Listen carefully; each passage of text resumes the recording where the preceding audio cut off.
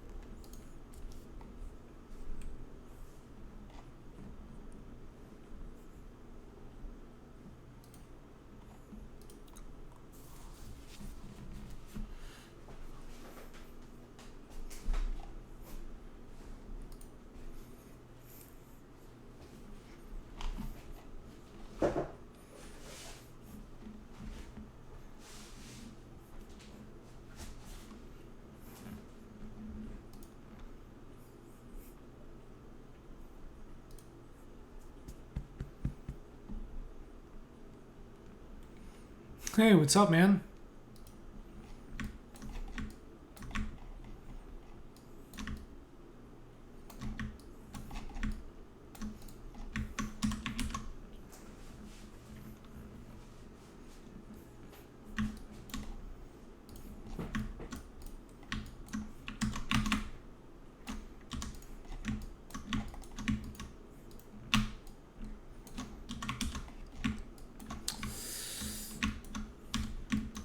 Man, I gotta say, Edie, half the time I don't know if you're trolling me.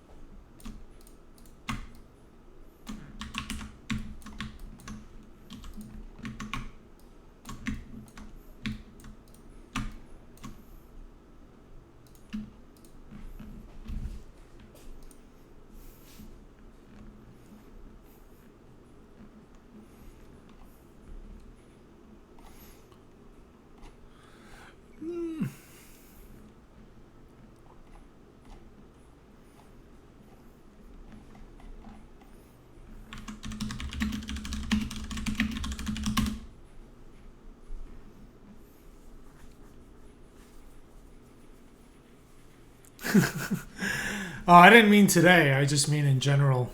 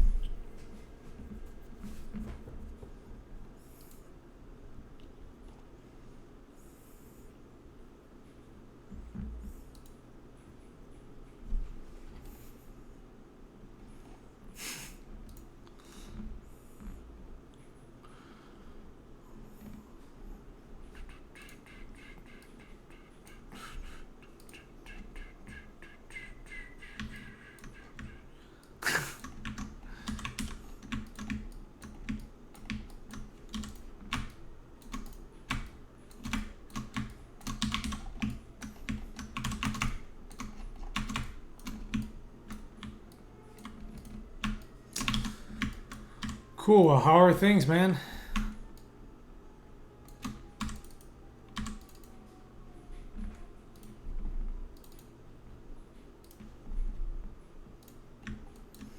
I'm just listening to some Dr. Dre, which is why I'm not playing it on the stream.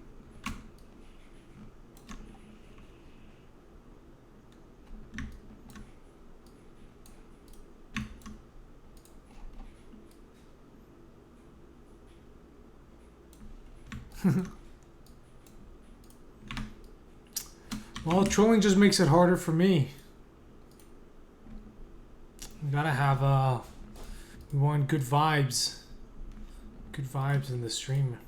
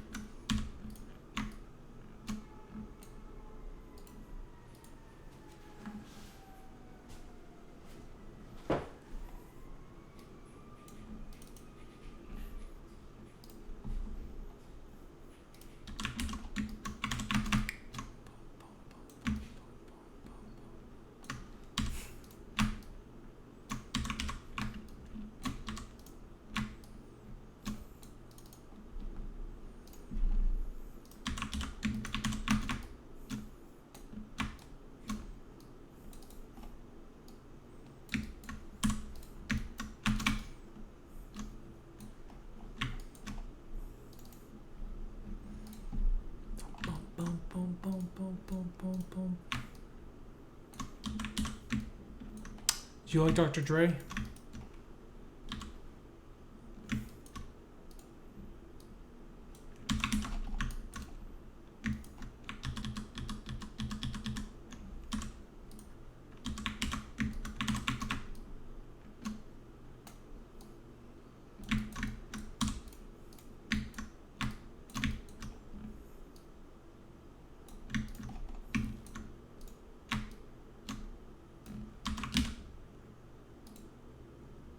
Hey.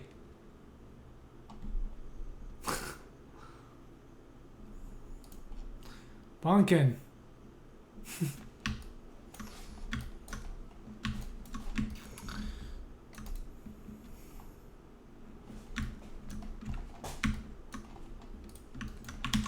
Well, you know, we just want some good vibes here in the chat.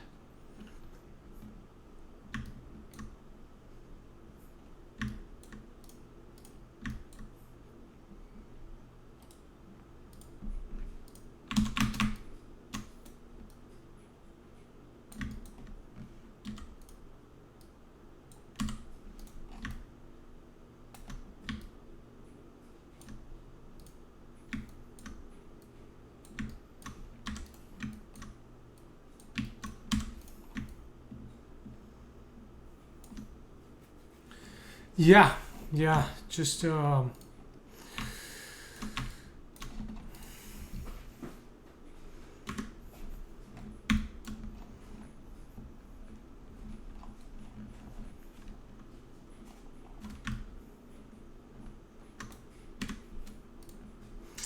to use these Frank Lloyd Wright textile blocks.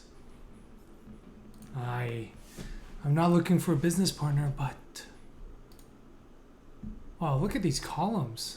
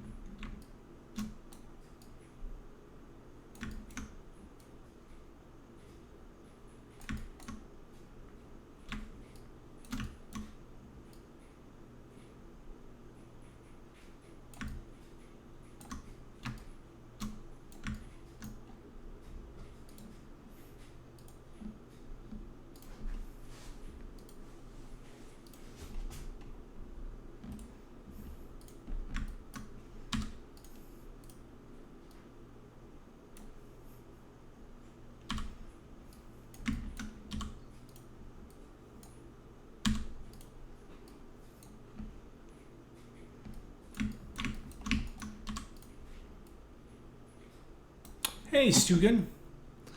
Yeah, we're trying out these Frank Lloyd Wright textile blocks. Let's see how they go.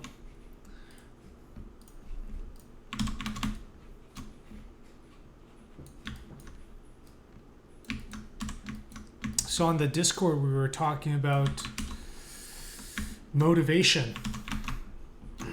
Yeah, and it's hard. There's no secret to it, really. I think it's just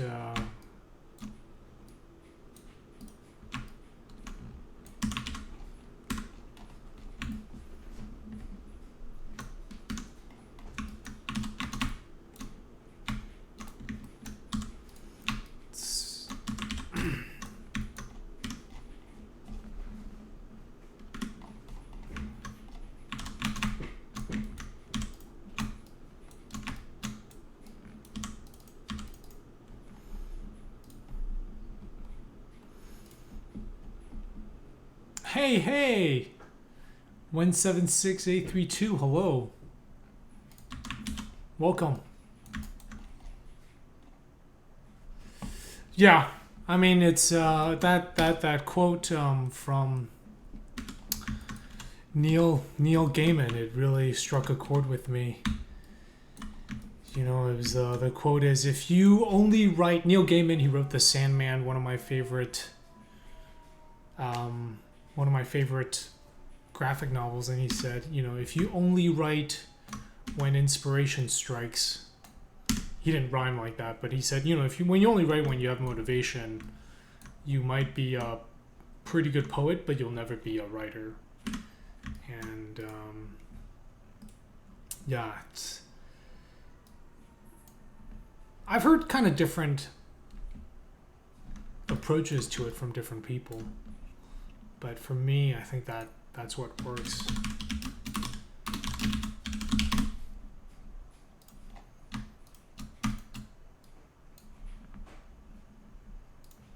That's what works for me.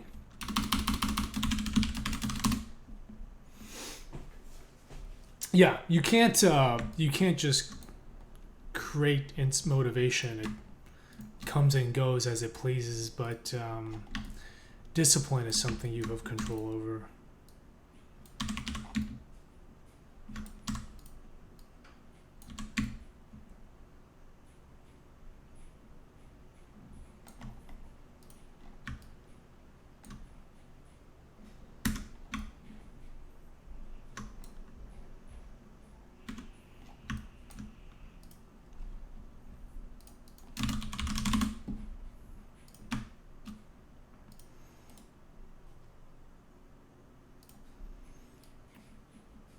Yeah, like right now, the motivation that was with me for quite a long time. I mean, it was with me for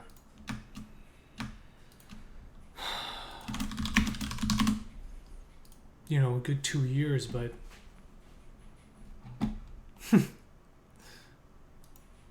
I don't have any game dev skills though. That's just what I was saying. Is I would happily take your napping skills. Napping is important.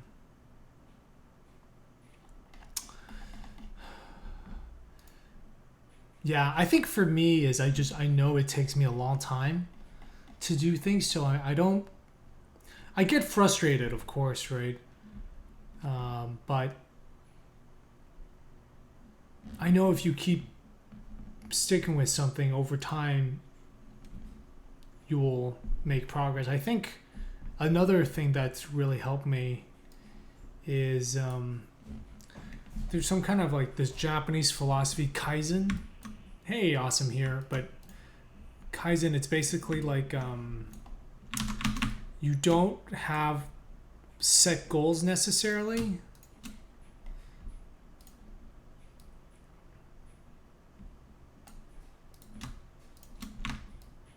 Like it's not about, for example, if you're going to the gym, it's not about trying to squat 400 pounds, right?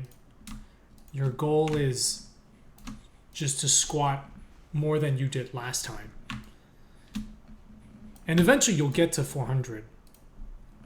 But because if you're just trying to go for 400, and you're at like 100, or you're just starting out, you're always gonna be. All it is a reminder that you haven't reached your goal yet.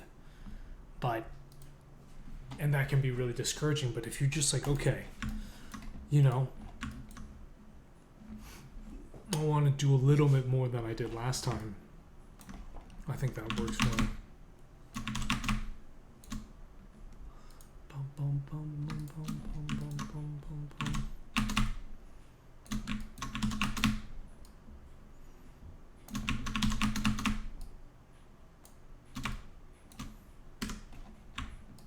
Yeah, that's kind of cool.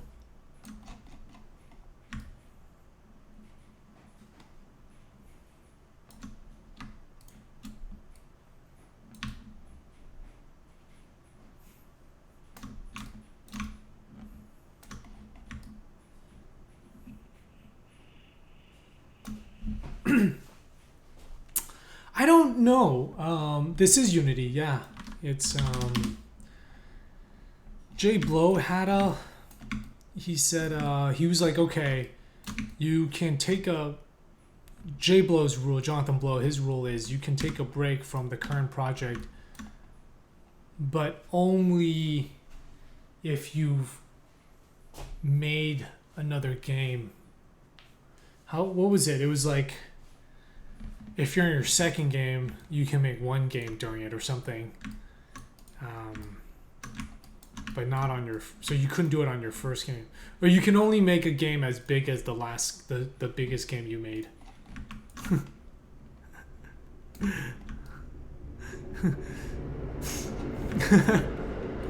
I should stop calling him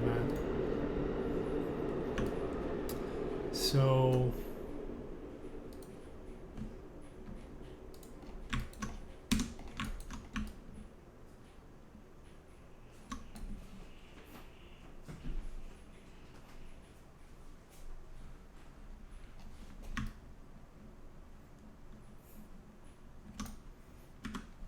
Yeah, I think that meant in the context of taking a break to work on another game, because a lot of times people get stuck on one game, so they'll make another. So it was like, if you've made one game before, you can make another. But yeah, I take breaks. I mean, they don't. Yeah, no.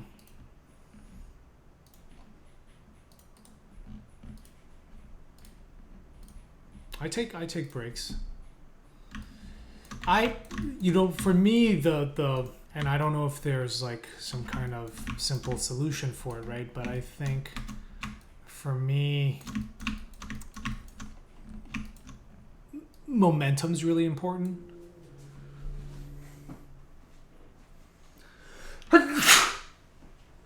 Right. Bless me.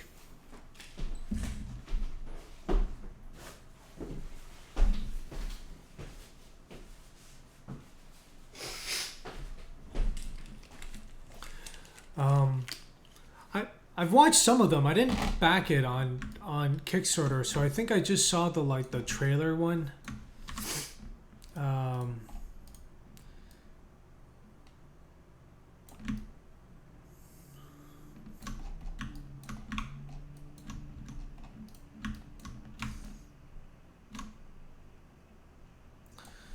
So it is. Oh, they have it on. Okay, I'll check it out. Yeah. I mean, burnout. First of all, you burnout is real. So definitely, you don't want to deny that.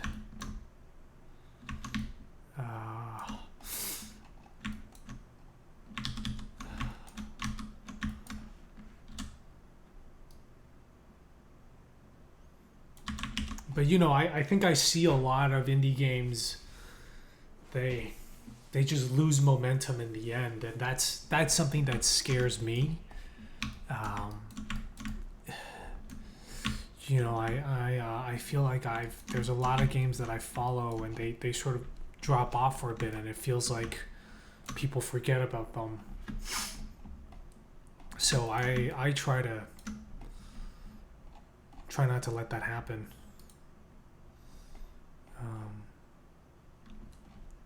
it's not saying this works for everybody, but it's what I do.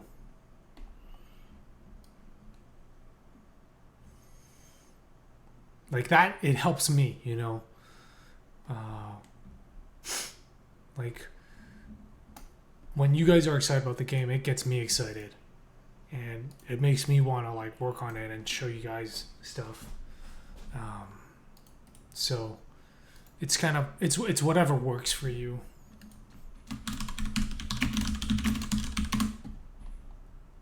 Right, and for me, I just kind of tried a lot of things, and I feel pretty fortunate to have found that streaming is something that's worked well for me. Might not work for everyone. Some people say that they're less productive when they stream.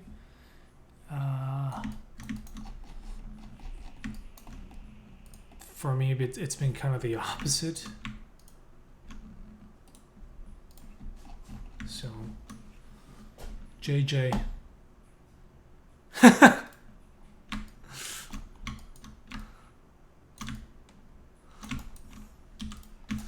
You and John go way back. Yeah, it is, but yeah, I've been making this game for so long. I've seen a lot of indie games come and go, and that momentum is so important. And it's hard when you're one person to keep running, right? Because the thing is, you know, when people say failure is not an option, is like, I forget who said this, is that I think it was some like MMA fighter, but failure is always an option, right? It's the easiest option. It's like every day I have to fight against not wanting to just stop working on the game. You know what I mean? It's like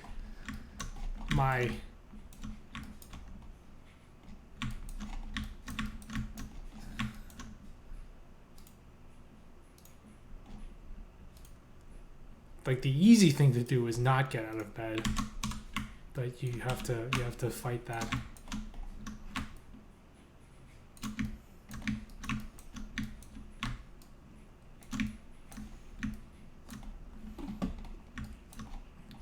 Yeah, and sometimes it takes a long time. I didn't know what I was making. I didn't really understand my game until about 4 years in. So,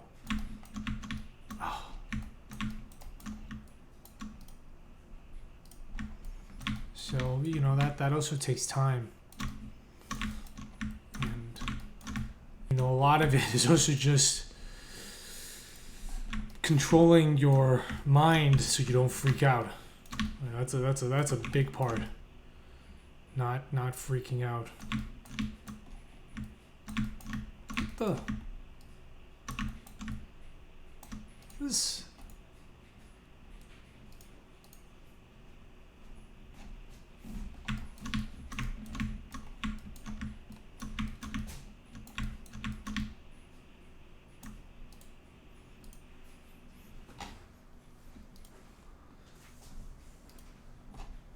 So this is 64 plus 16 is 70. No, is 80. 96. What is going on here? Why is this guy like?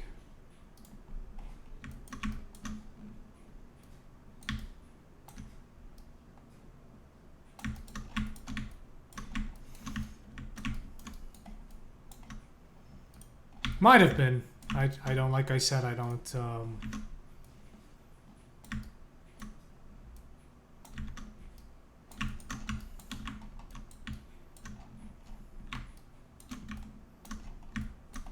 what? This is 64. What is going on here, man?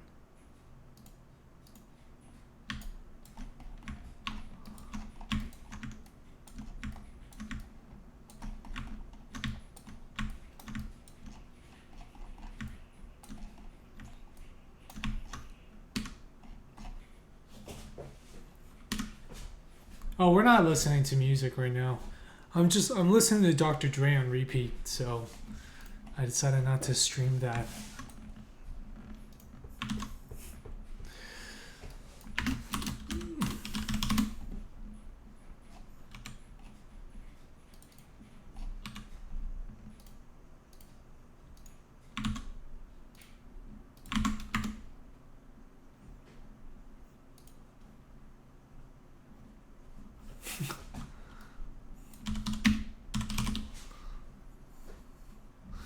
Sometimes you just need some angry gangster rap to keep you going.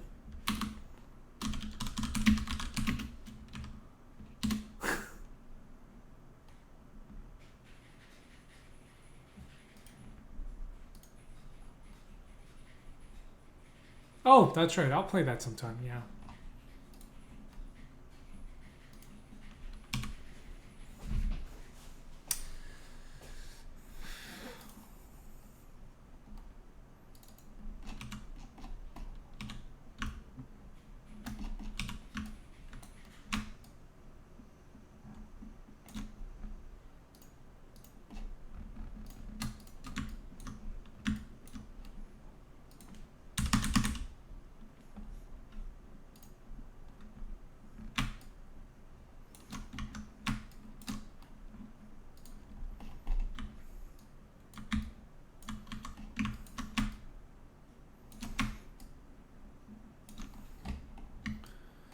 Uh, what? Uh, it's not really organized the same way. They have different neighborhoods. Which part of the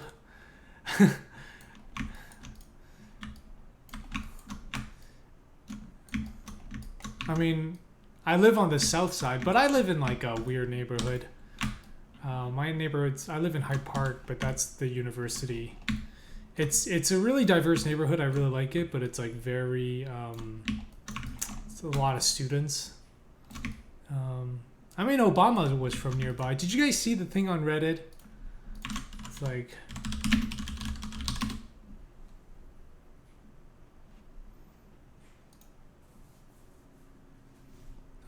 it's like Reddit, Obama, ice cream.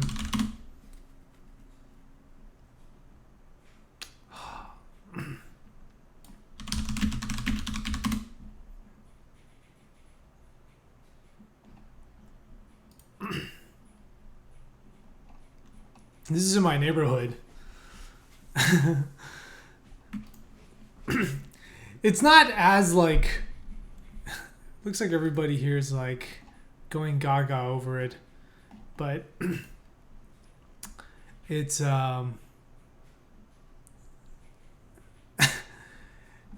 it's a little more capitalist where it is because there's a Baskin Robbins right next to this, so it's not as romantic as that single picture makes it look.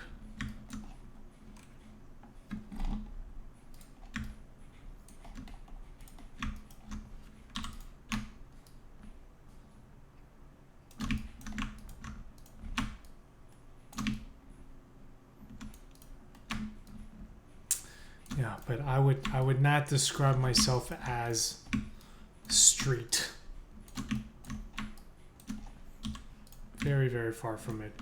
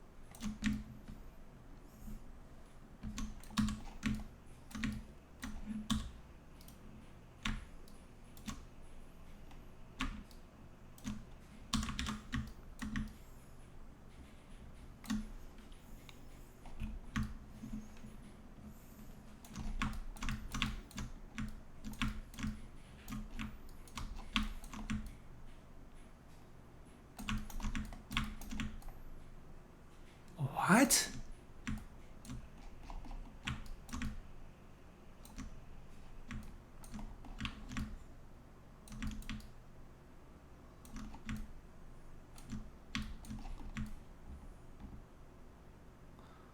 What?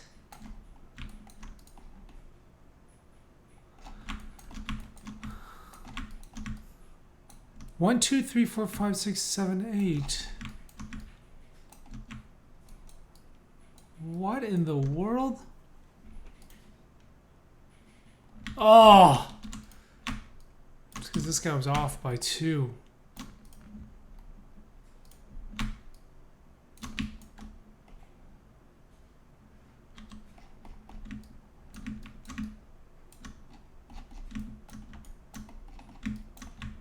Which part sounded angry?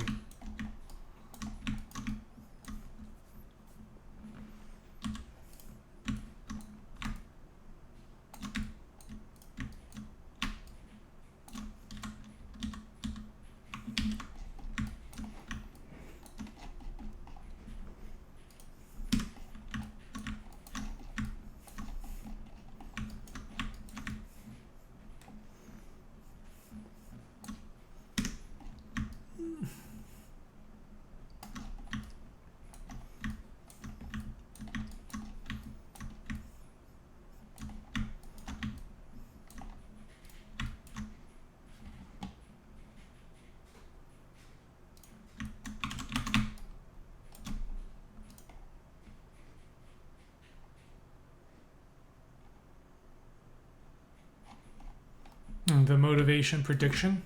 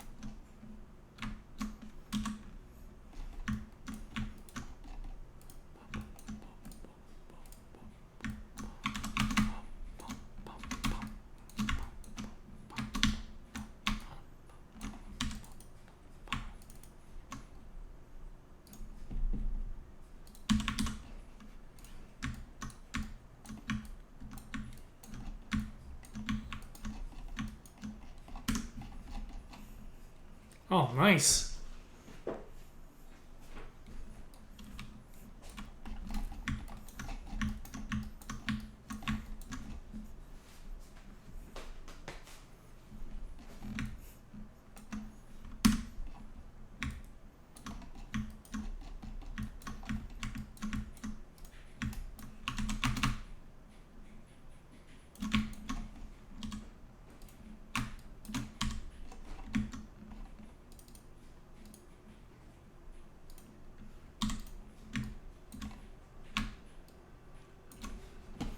I don't have any problems predicting or calculating how to put the least effort to get it done. Oh, I see. Okay. Oh, you mean your own? I see. Like you can find. I mean, I am motivated by the big picture, right? It's like, I really, I want this game to exist. But it's like I can't wait to see it completed, right? And this game is like I put so much of myself into it, and it's like a presentation of who I am and how I want to be seen, right? It's super corny, but like a manifestation of my own soul. And I feel very lucky to have had the privilege to do that. Like, but it is hard to find. But that stuff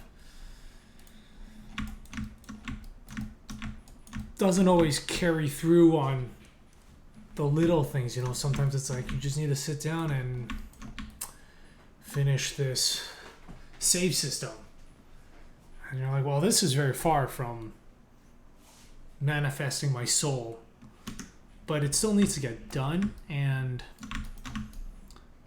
I think that stuff is like pure discipline. Like, I feel a lot of every artist has their heart in the right place for the most part.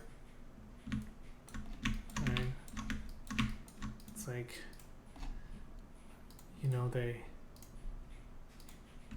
they want to recreate this certain feeling they had when they were kids. And it's like, well, are you willing to put up with all the crap that comes with that? Yeah. I don't know if you guys should listen to me, because I haven't finished this game. So,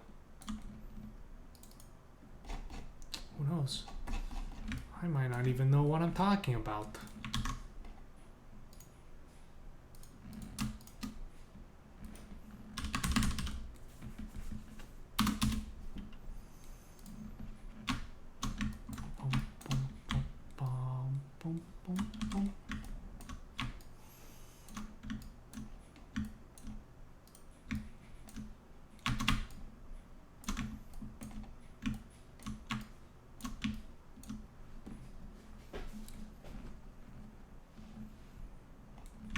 Yeah, that's the other. That's the thing when you're sort of. Sometimes it's good when your day job is something completely different. It's like if you were working at an ice cream shop, that might kind of be helpful for. Because then you have to spend all day thinking about games, and when you go home, you're just like, yeah, man, I wanna program that stuff. But then it's like, but if your skills sort of line up with what you're doing, it's like, well, why would I be working at an ice cream shop when, like, I'm a programmer and I can do that? But then it's like the same muscles, Oh, I know what you mean. I had a really hard. I used to get I have a lot of anxiety with programming. Just because I was self-taught, so I have a lot of memories of like being stuck, just like looking at code bases that I had no idea how to work with, and being stuck with that, right? And it's just like, oh God, what have I gotten myself into? But when I had to go through that, turns out you can't run from your problems. You can only avoid this stuff for so long. And I think when I had to take over the code base for Manifold Garden after like about a year of not touching it and having a bunch of people work on that and change a whole bunch of stuff, that was really stressful. But after that, it was like, okay, well, yeah, I did it. You just, at the end, you go through it one line at a time, and you start piecing that together.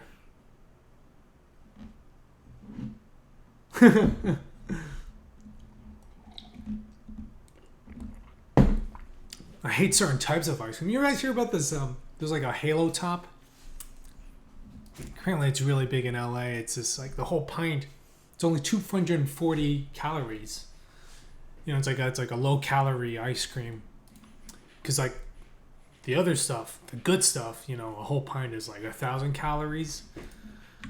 But then you just see people like eating a whole pint of it after the gym. I don't know. I don't like that like guilt-free You know, if I'm gonna eat ice cream, I'm just gonna go for the best stuff. Yeah, I do. Sorry, be glib. I just insulted your lifestyle.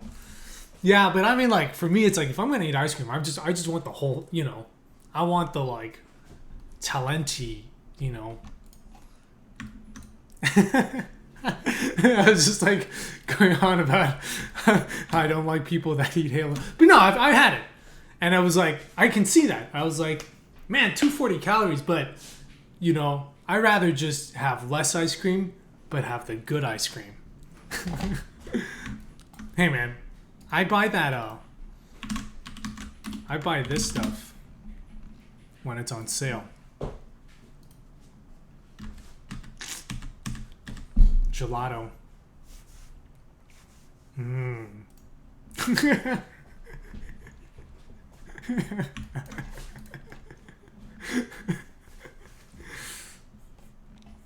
But yeah, it's like it tastes. Yeah, it tastes like it's missing something. It tastes like it's missing a soul. No. Anyway. No, if you do that, I'm not like, I don't care that much, but how do we get to talking about ice cream? I thought we were talking about motivation.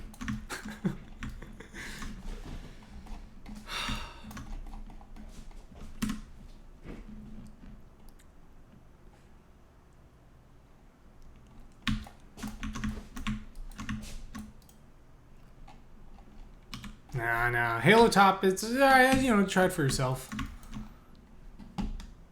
Yeah.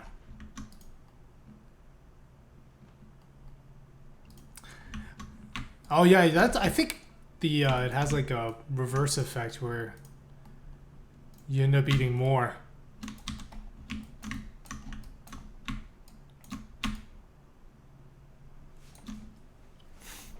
All right, let's stop talking about ice cream. It's making me hungry.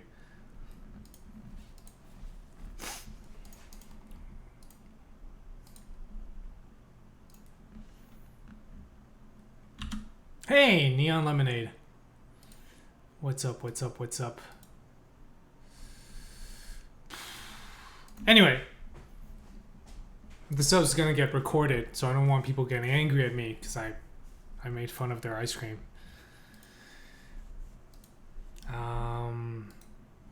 But yeah, motivation. It's hard.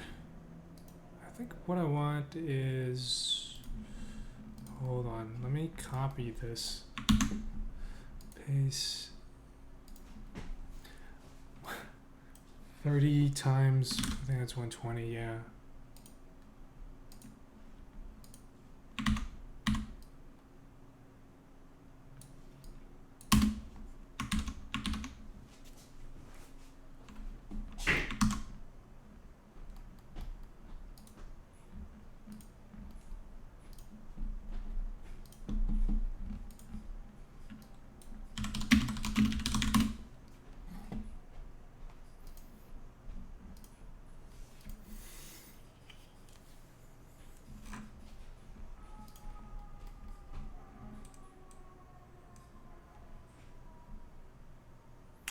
Sure, yeah, post a link.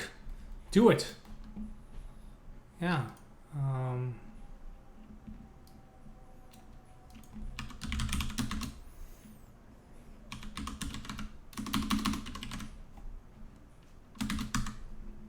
Yeah, I mean, our rule with links is just, you know, be reasonable. Like, don't post weird stuff. But, yeah, no, portfolios is cool.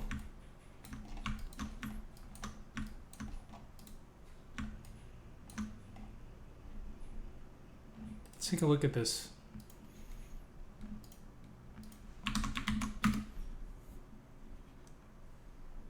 Oh, yeah, thank you. Oh, wow, you got a nice site.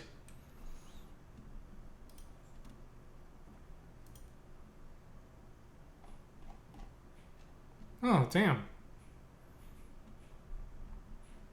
It's very Studio Ghibli.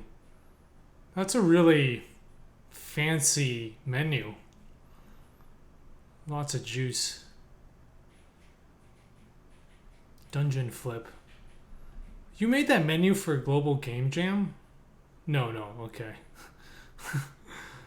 It's like, how did you get time to polish it that much?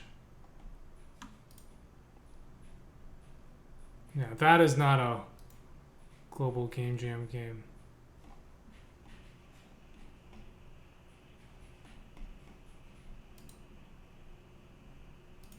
Cool.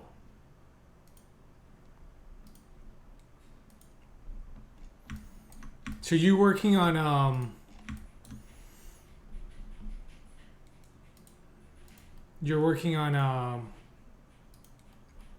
your own game at the moment as well?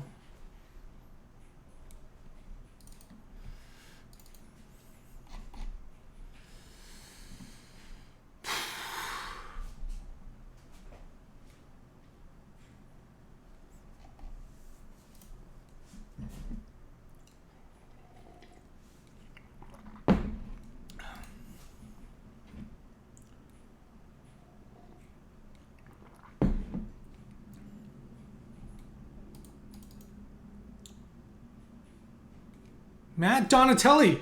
Oh yeah. Yeah. If you see him again, please tell him I say hi. I think he's Matt's a great guy. Recently moved out to the West Coast.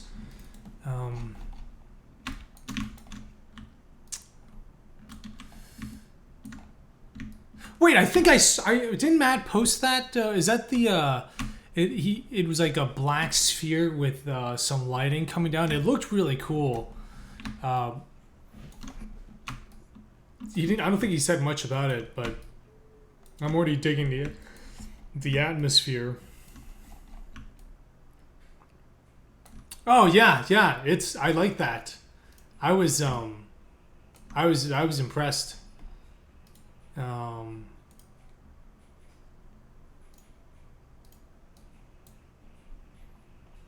Oh, cool. Yeah, it looked really good.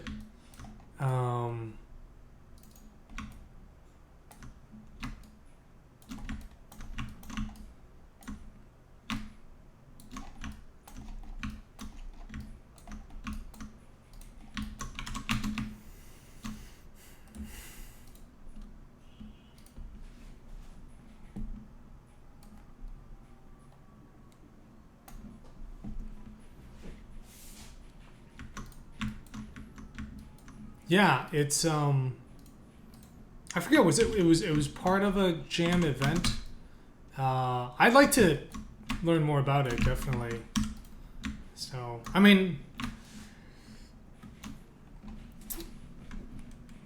I'm being careful with my words. I don't want to say you should definitely go for it because I know sometimes that can,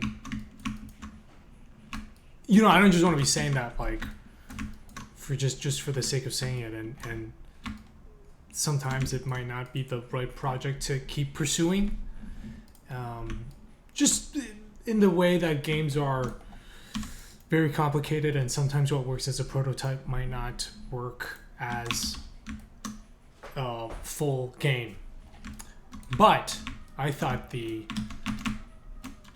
just the imagery that was presented was very intriguing. So, I mean, I want to learn more, but don't like, don't do a me and spend the next 10 years working on it, or that's all I meant. But yes, it looks very cool.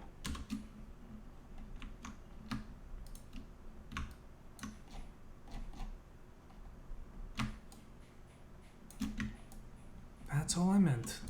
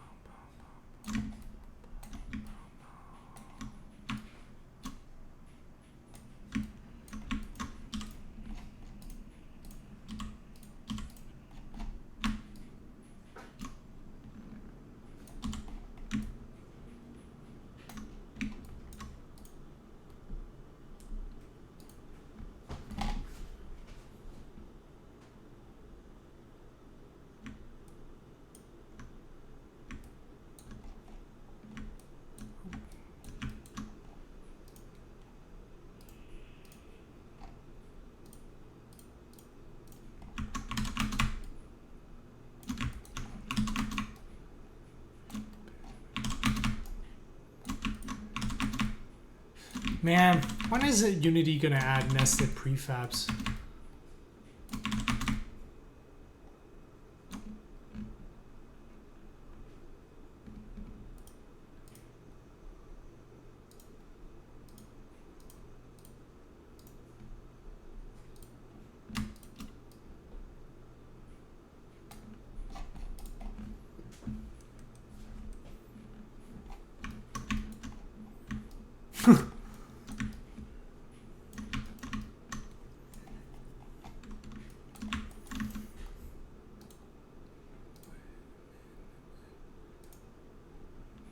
Big fan of these.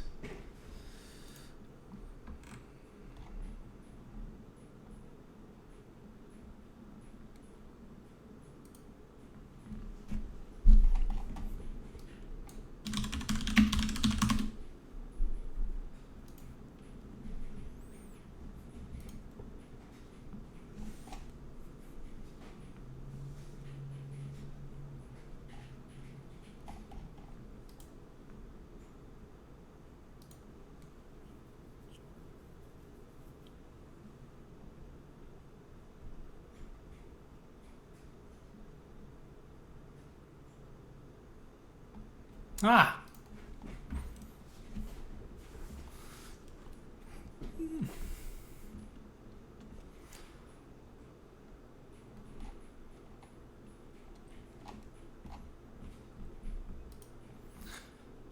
I guess the problem with this house is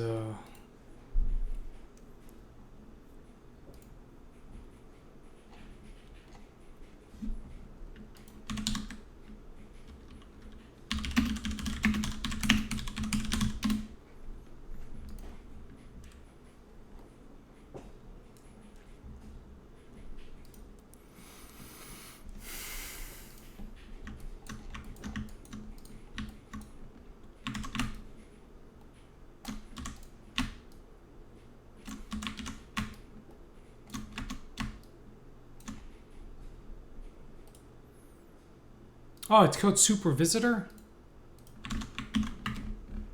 Huh. It's not a bad name too. Yeah. Let's take a look at this.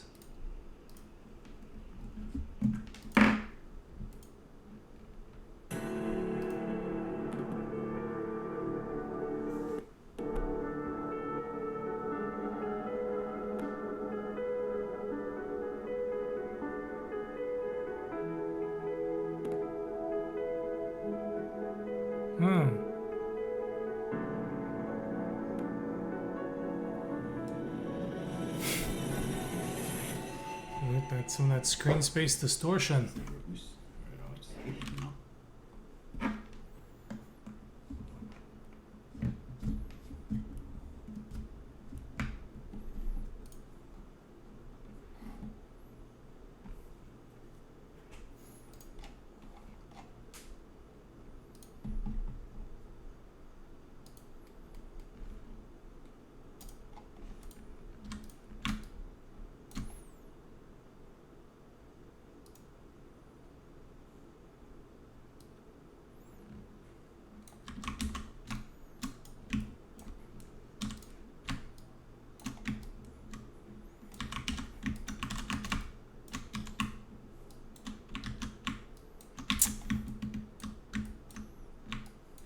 Ugh.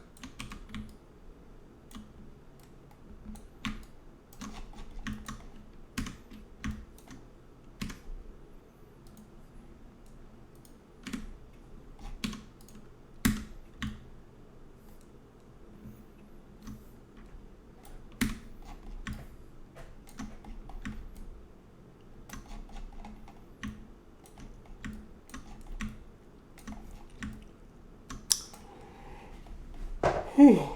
Boy.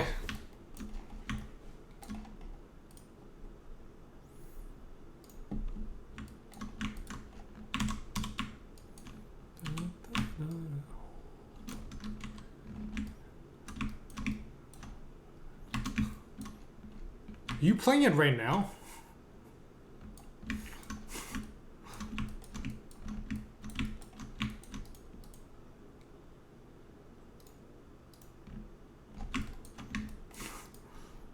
was fast.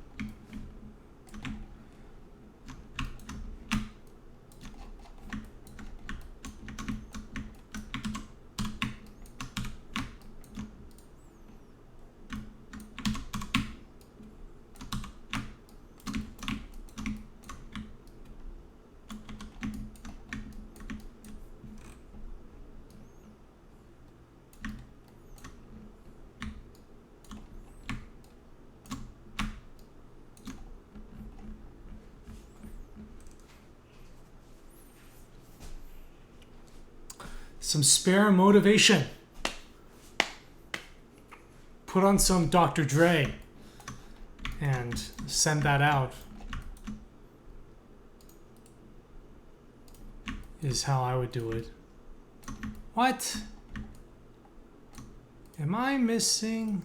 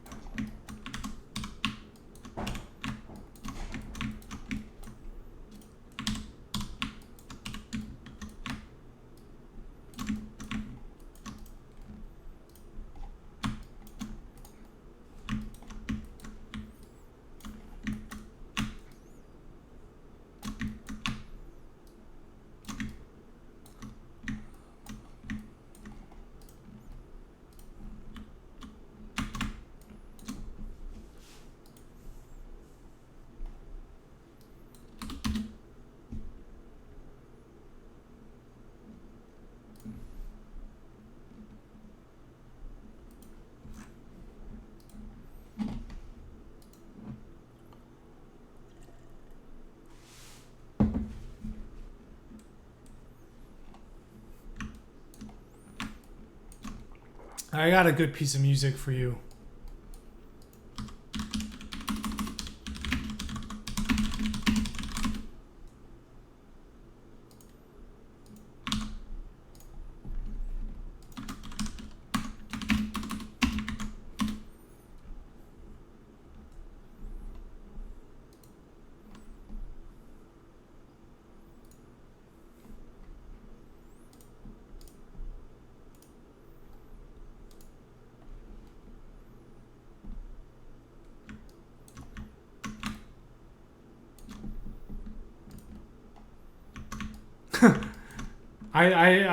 I listen to that when I'm about to head to the gym.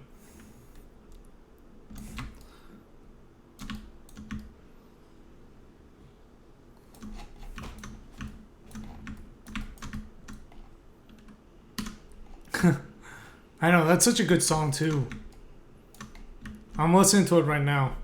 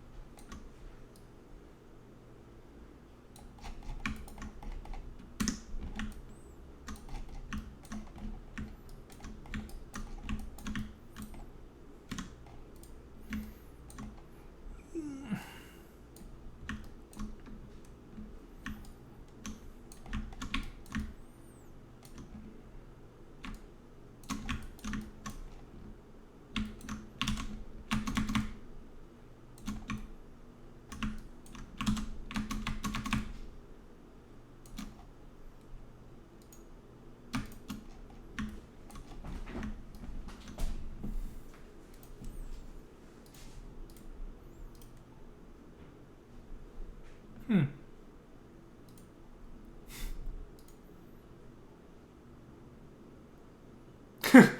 Next time you go out to buy milk, remember this anime. What is this called? It's called Ihojin no Yeba. What's the English translation?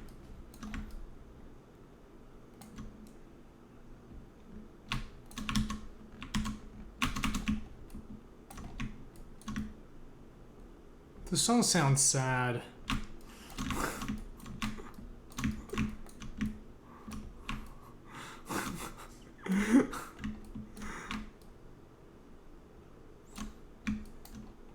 Sword of the Stranger.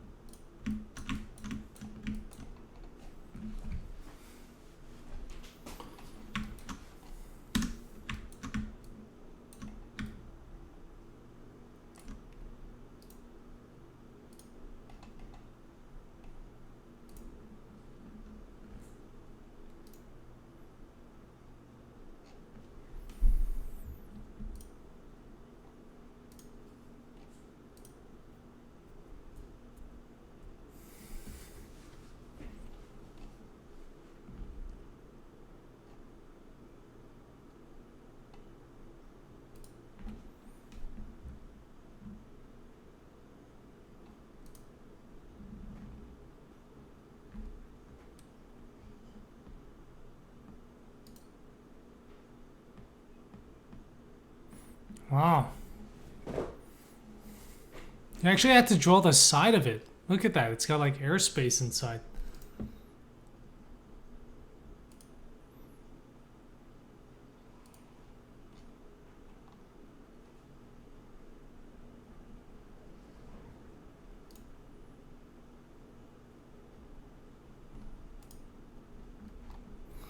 Let's see if there's an Ennis house here. Ennis house.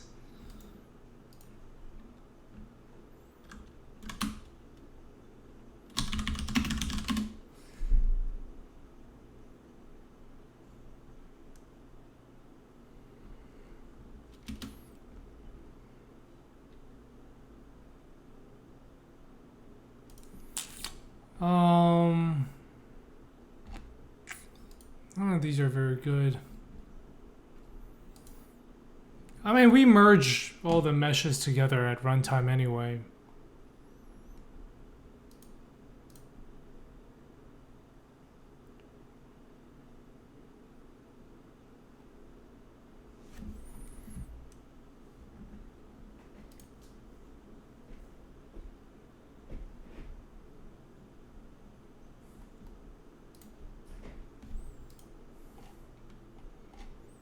Oh, that actually looks great.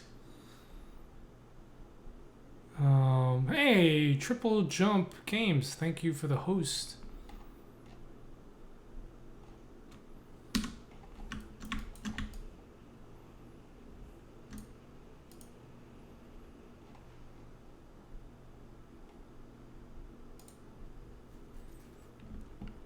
Hey, welcome. So, let's get a shout out to Triple Jump Games working on Modland.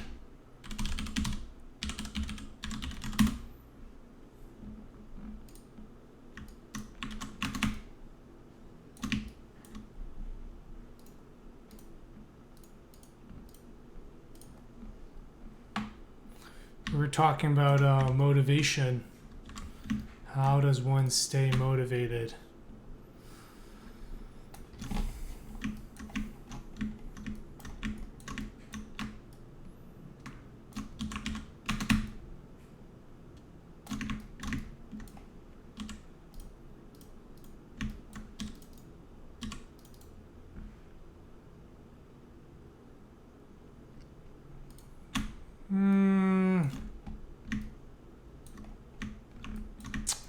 Yeah.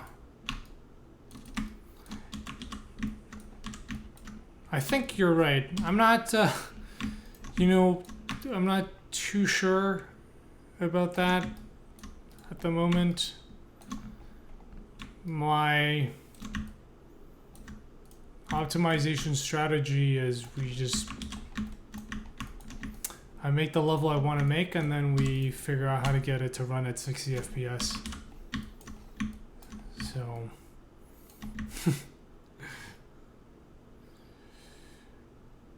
it's kind of a shoot first, ask questions later, but except with making levels.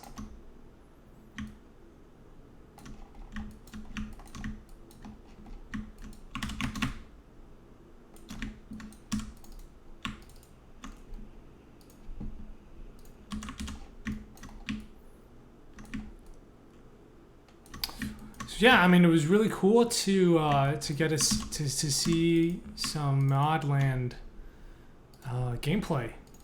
Game looks really cool.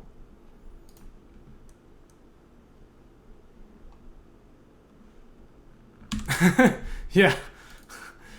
It and you know you generally you don't want to worry. You don't want to. Oh, what the?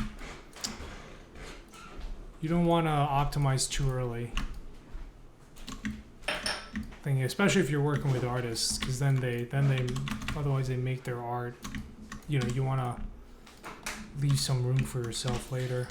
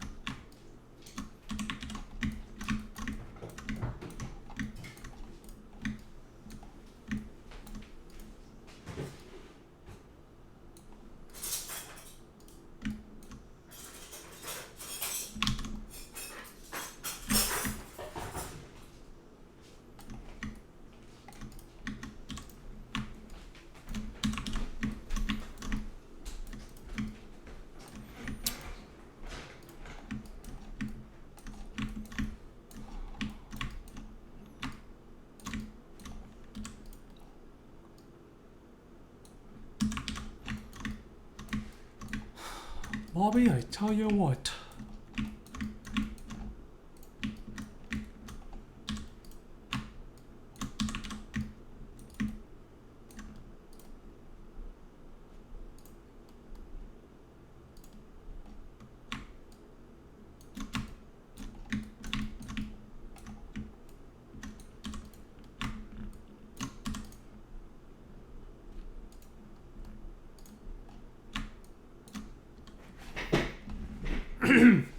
Hey.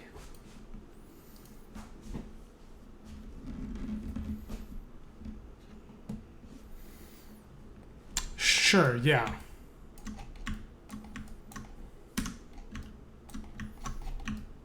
Nope, I agree. Oh, that looks so good. Looks almost Greek. Yeah, I did give a GDC talk a little while ago.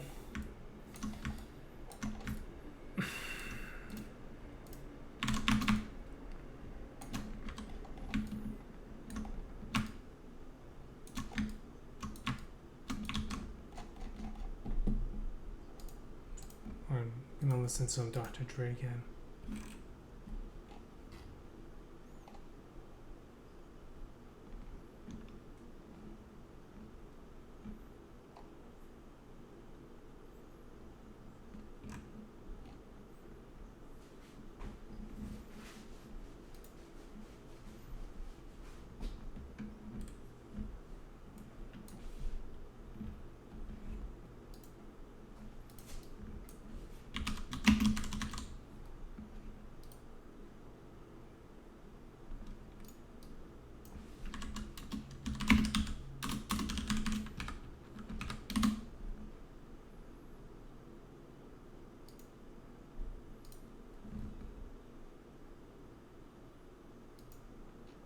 Yeah, I think the tools do support it.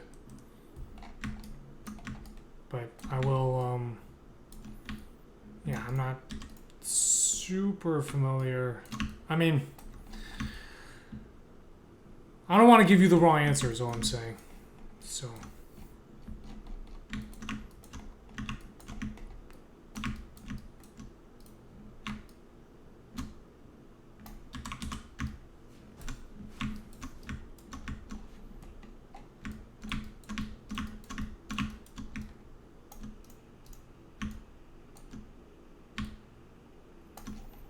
Yeah, we're probably, I think we are already doing that.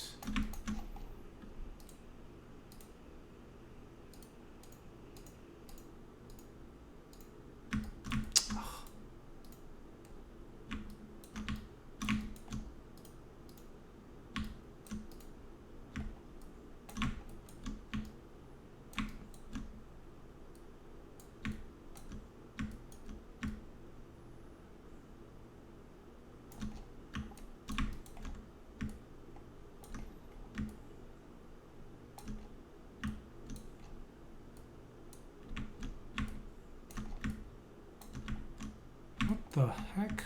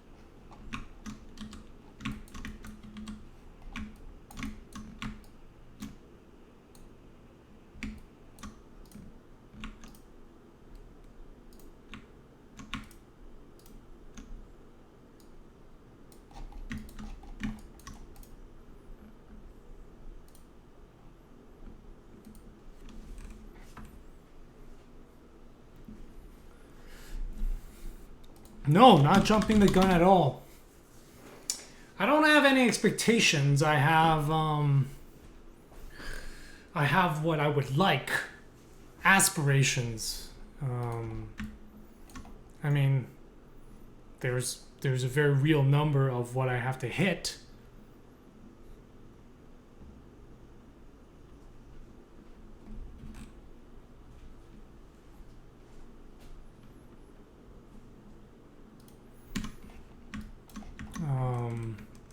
And that's what I'm trying to go for, right? I'm not just kind of releasing it out there and well, let's see what happens. It's like there is a plan, and I'm trying to work towards that.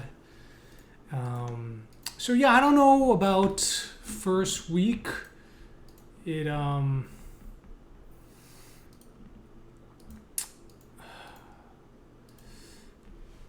you know, I would like in the first month to hit 35,000 copies, which is, if I'm being honest,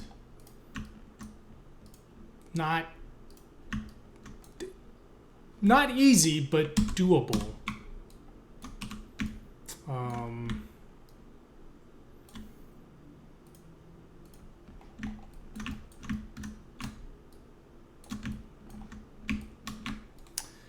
Yeah, and I am, you know, trying to collect as much data as I can. Like we've got there's like the Steam wish list, the store page, by the way. Speaking of Steam, you can add Manifold Garden to your wish list. Let's see if there's any conversations happening.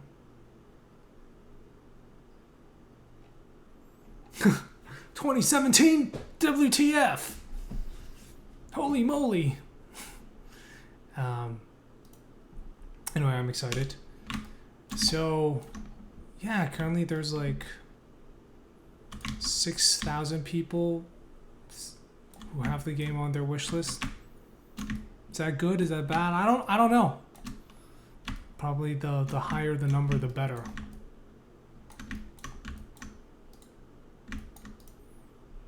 Yeah.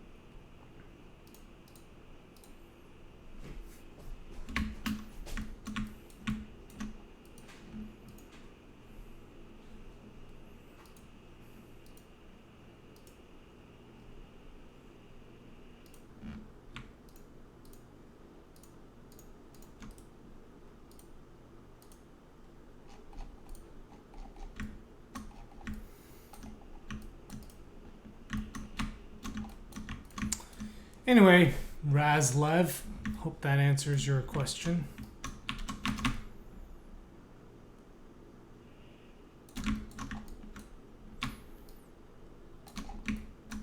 Yeah, I don't have expectations so much.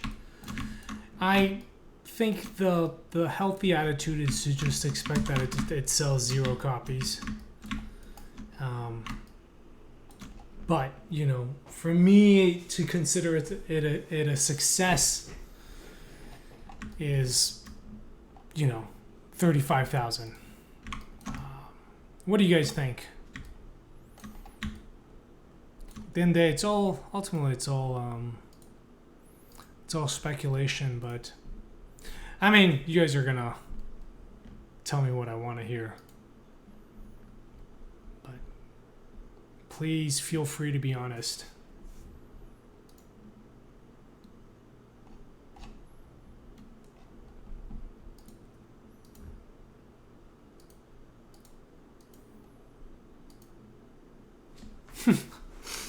You're too generous. But the first week is important, you know? The first week is very important. Because it's all about... So, here's there's a really great talk by Matt Tribbiani, and he talks about what Valve's incentive is, right, with the Steam store. So, Valve... And, you know, we have to throw aside this, like, Valve is some kind of nice company. I mean, they're a company, right? They exist to make money. So we have this Steam store page. And I'm not saying this is good or bad. It's just like they're a company. They want to make money. How can they maximize the money making? So there's a number of spots, right? Like right now on the screen, I can see 4 games. There's this, which is obviously... There's this week-long deals, Mark of the Ninja Orwell, and there's 2 more, Football Manager and The Walking Dead down here. You guys can't see it, but it's just a little, I can see those. So it's like when I go to that page, there's only 5 games, right? And then there's this little banner, so there's a little more. Okay, so The Witness is, okay, on sale, 50% off. It's pretty good. All right, so we have up here, like, let's just say there's 15 games, right? So each of these games has a conversion rate, right? Which is like, if I click through this, how likely am I to buy this game? Now, most games' conversion rate sits around 1%. Hacknet, so Matt, he was the developer of Hacknet, that had a fairly high conversion rate. It was at like 6%. Now, there are a bunch of reasons why that happened, but a high conversion rate is good, right? Because that means if Valve shows your game here, they're going to make more money, right? There's limited spots. They want to show the games with the highest conversion rate so they can make the most money. Now some of these are kind of like, well, these are on sale or they're, you know, what was it? Like Civ 5, right? Yeah, Civ 6. This is like a no-brainer. So the key is to get that high conversion rate early on, right? Especially if you're a new game. You want to have so what my so it's like I have a strategy, right? I'm not just like making this game, putting it out there, and then hoping for 35,000 sales. My understanding is that they will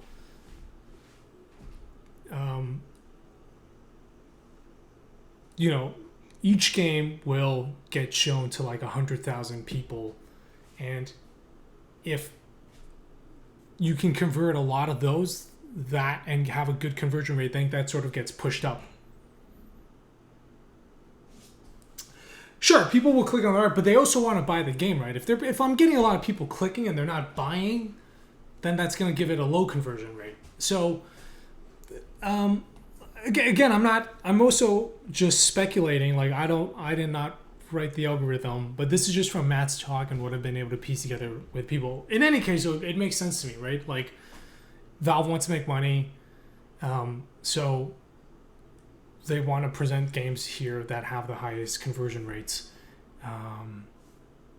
And yeah, so like Stugan said, if I can get a lot of people, if I can build up a lot of hype, a lot of people who are excited about the game, and the game comes out, and let's just say all the people who have it on their wish list buy the game, right? Right now we've got about 6,000 people. Obviously, 100% conversion is not likely, but it's also tricky because this is it's wish list for the game that hasn't come out yet. But anyway, if like all those people buy the game, right, that's gonna give me a really good number right away, and I think that'll help push it and get more eyeballs. So sort of all of my strategy has been just kind of building up a community of people who are excited about the game, and yeah, like a kind of a grassroots approach, right?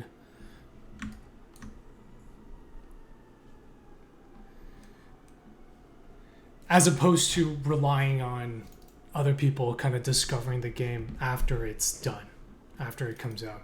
Because, yeah, you can get a lot of eyeballs if like IGN writes about it, but maybe the journalists that I've been talking to at IGN, maybe they decide to go work at a developer, and all of a sudden I don't have like someone at IGN that's really excited about the game, and then I don't get the coverage. There's like it's too unpredictable. So I'm trying to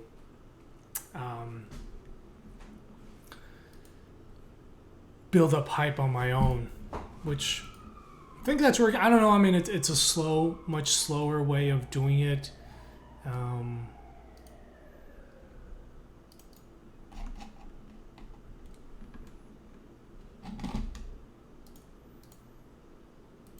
What?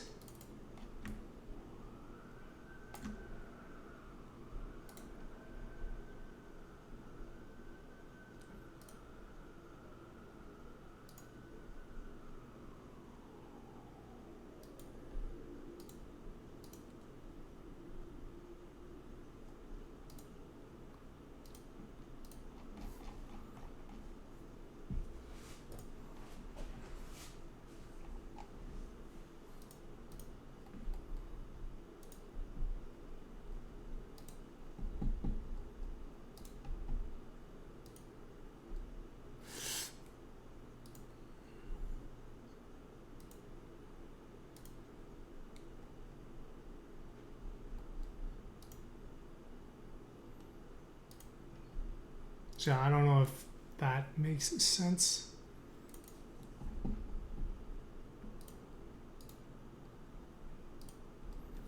Hope it does.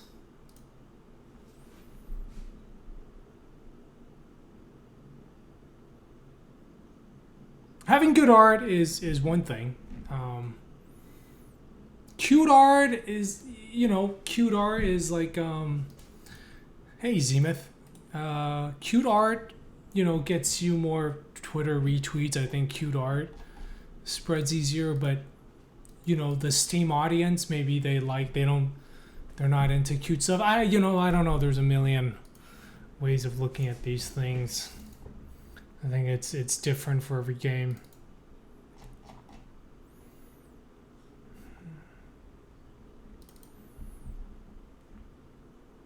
Oh yeah, it was with these late night. I didn't. I stream like 3-4 times a day. I'm not gonna tweet each time. I mean, I think these textile blocks are pretty cute.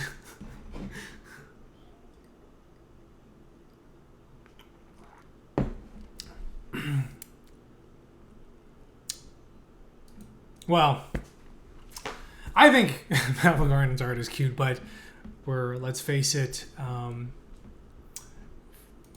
it's not.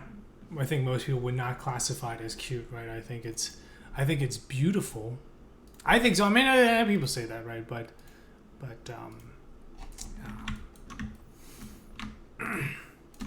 yeah, I think Ooblets, that game is very much cute, right? It's got characters dancing like this. It's got little Pokemon type creatures. That is it's cuteness overload, and Rebecca, who's making the game with her husband, I believe, they understand their game very well. So I think they do a really good job promoting that game. Now, I don't have characters. I don't have I can't make gifs of characters doing funny dances, so I've had to kind of pick a different approach. Yeah, so it's like I can't do what Ooblets does, so I've had to present a different thing. Yeah, and like Night in the Woods, right? Like that.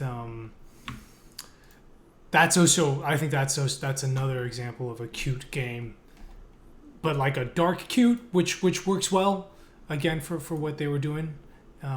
It's I think it's just a matter of understanding what your game is, what the audience is.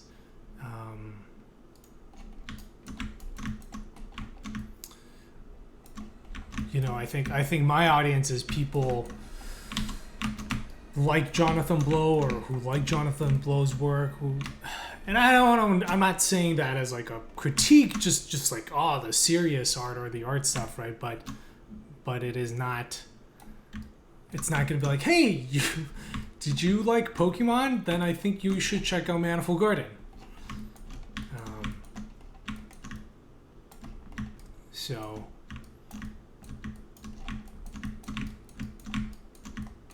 More like Witness, Antechamber, Starseed Pilgrim, that kind of stuff. Something, the witness to someone's first unique game uploaded to Edge. There's no question MG's in the 95th percentile on the...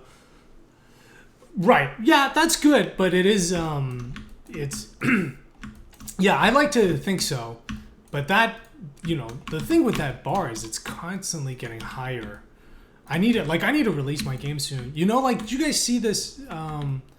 So, I don't know if some of you who are new, I have this like super cool mechanic where you can shrink down into a world inside of another world.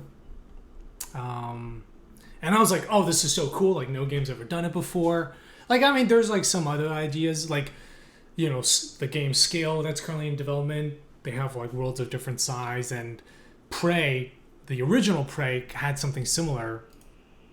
And then I saw that in the Monument Valley 2 trailer, they had something similar, right?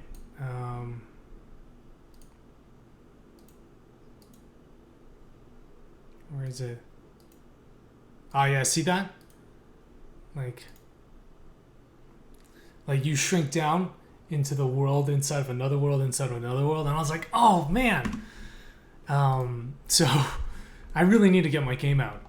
I mean, it's not like it's, I wasn't the first one to do it, and it's gonna be totally different, right? Like in Manifold Garden, it's first person, so it works very differently, but at this, yeah, I think that's just the nature of games, which is like tech design, like design trends and technology. Like design trends are constantly changing. The tech keeps getting better and better. The art style keeps looking better and better. Like, so it's sort of this arms race, and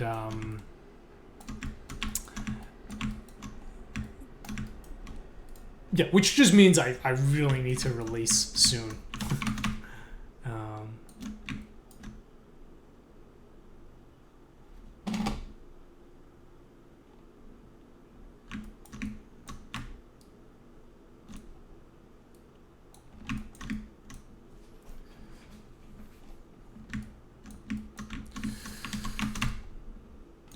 Yeah, it is. You know, when you talk to people, I think though it's like there's very different.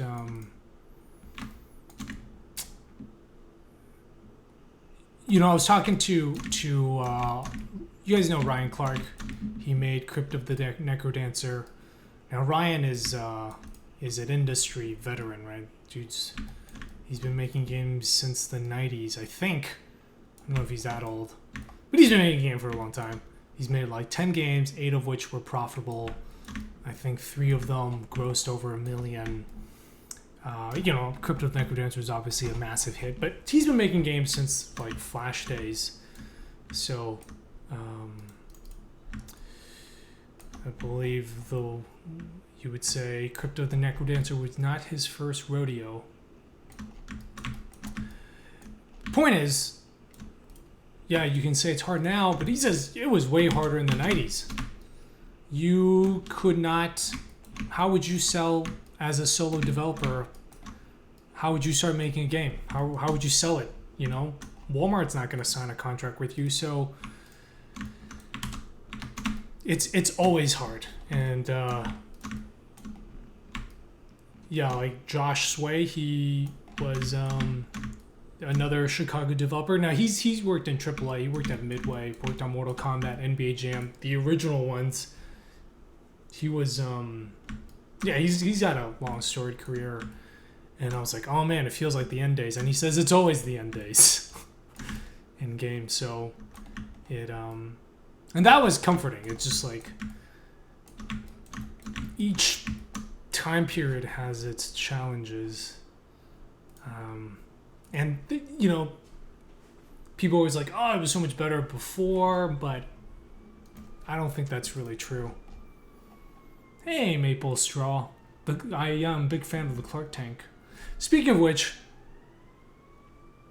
yeah, Lucas Pope's also being, right? He, like, people are like, oh, Lucas Pope, he made Papers, Please. He started another game studio, I think, in his 20s that went nowhere. So, you know, he, yeah, again, Papers, Please is, and he worked at Naughty Dog as a tools programmer. So again, not his first rodeo. Hey, this is looking really great. And, you know, and Manifold, this is like the 40th version. But anyway, for those of you, I've been doing this thing called Unfolding the Garden. You can check it out on my YouTube channel, youtube.com/WilliamCheer. But basically every Saturday, last week was the first episode, but the idea is, you know, I look at, I'm like 4.5 years into development, and I'm kind of going back to look at the early builds and play through them and talk about how the design changed over time, how the game, how like ideas evolved. So it's like kind of a deep dive. So in the first episode, we looked at kind of the builds I made in November, December 2012 up to February 2012. The next episode will be this Saturday. We'll be looking at the March 2013 builds. So yeah, this is it's a weekly show. A little bit different than my normal streams, since my normal streams are, you know, I just stream myself working, but this one is a little bit different. So yeah, I hope you guys can join us. I do. It's a playlist. If you click on the link, it links to the playlist. Right, like it's live on Saturday, and then the archive goes into the playlist. So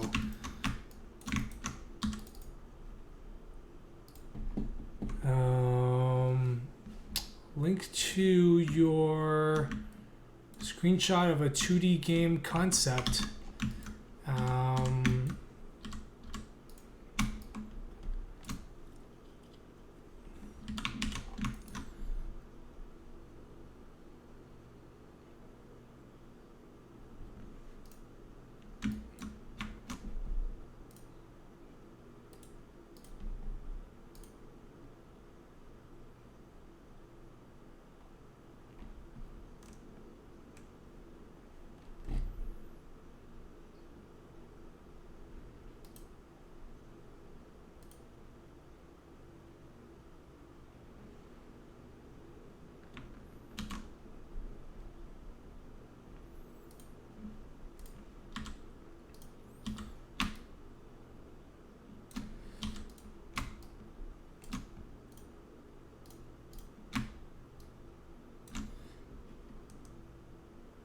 Man, I gotta tell you, Maple Straw.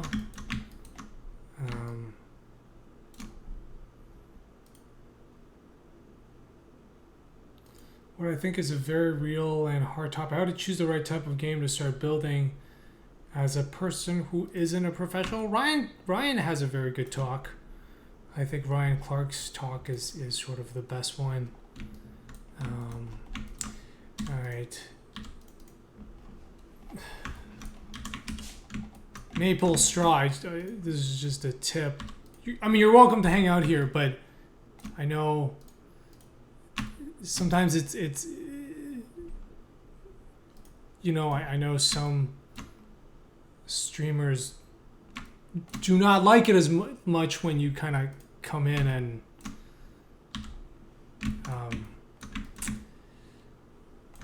interrupt the flow of the conversation. You know, like you people don't like it when you just sort of are coming in to ask about your own stuff, right? We're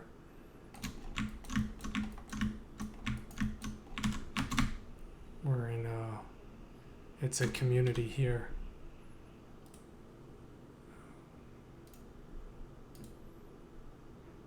I mean, I looked at the concept art and I see like a character on a platform.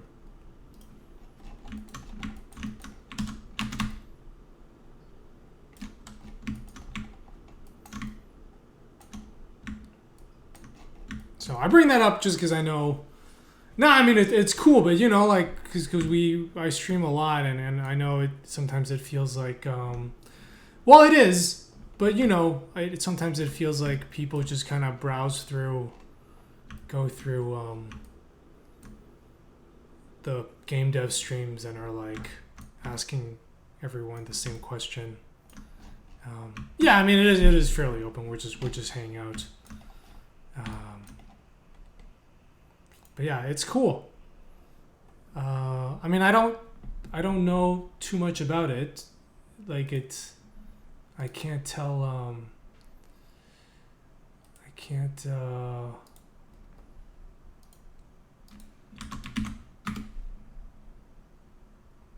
Yeah, no, it looks cool, but I don't.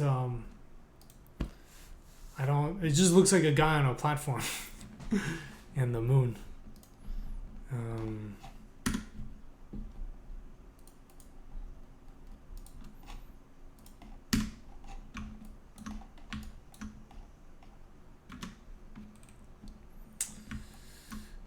But yeah, Ryan Clark gave a good talk. Full indie.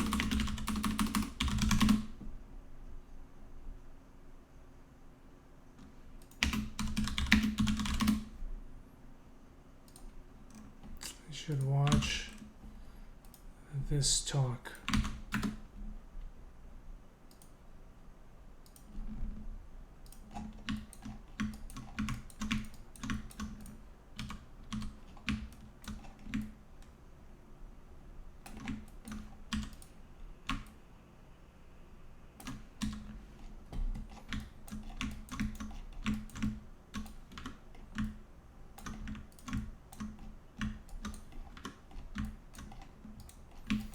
Yeah, no, and I'm cool with it, but I know some streamers are not not as into that.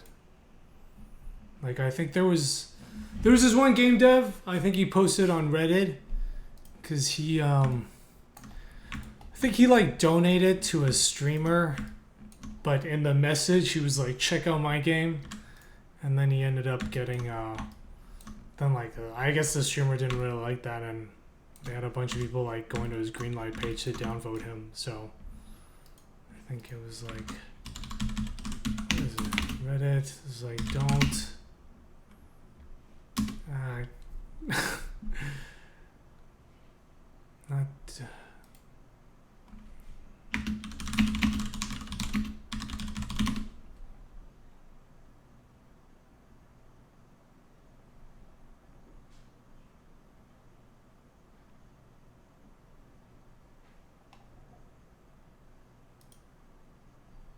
oh, whatever.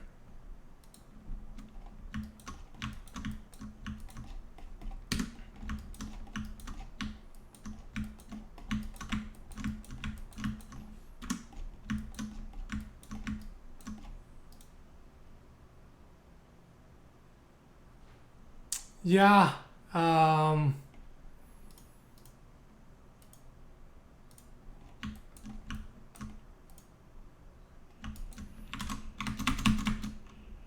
I was on our game dev. I guess he had like he was like trying to promote his yeah, it wasn't, I don't think the streamer like wanted to was like being vengeful, but just the whole mob was like, I think they just don't like, you know, people don't like self-promotion on the internet.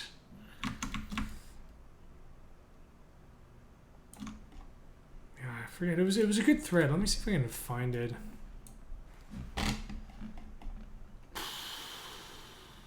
It was like Reddit, game dev, streamer, Greenlight. It had some good conversations.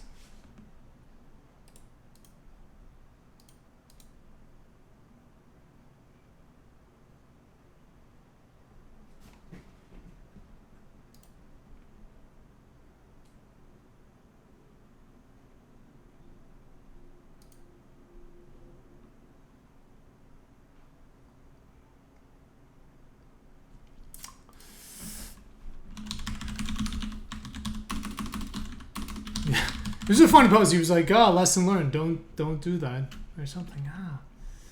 Dun, dun, dun, dun. Let me see if I can find Greenlight. Greenlight. What is it called? Oh.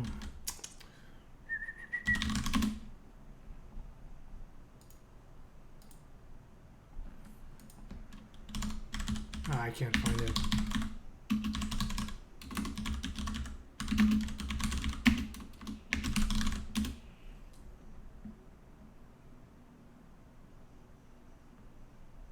Oh yeah, here it is. I found it.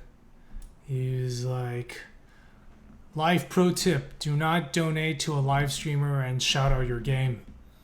But so decided to donate €5 to a streamer. And then he just, I think he ended up getting a kind of a lot of downvotes.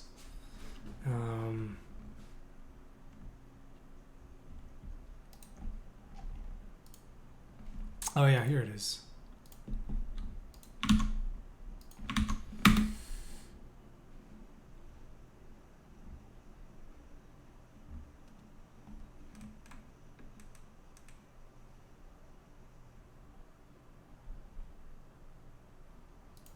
I think he donated to Ice Poseidon. Is that the in real life?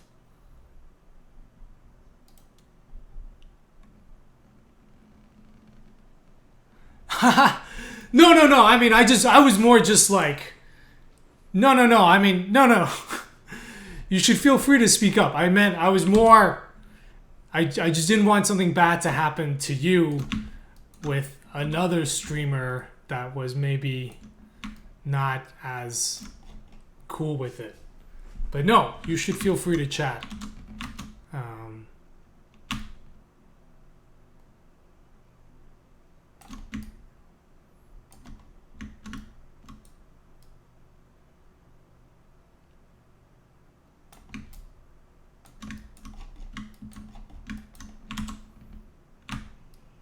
Yeah, no. I mean, I'm happy to have you as part of the conversation, but I just wanted to.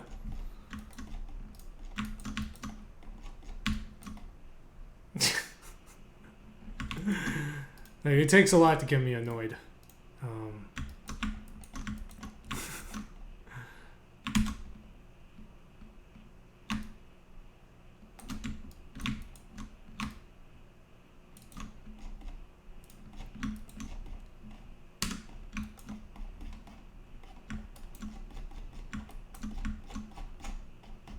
Yeah, this is looking cool.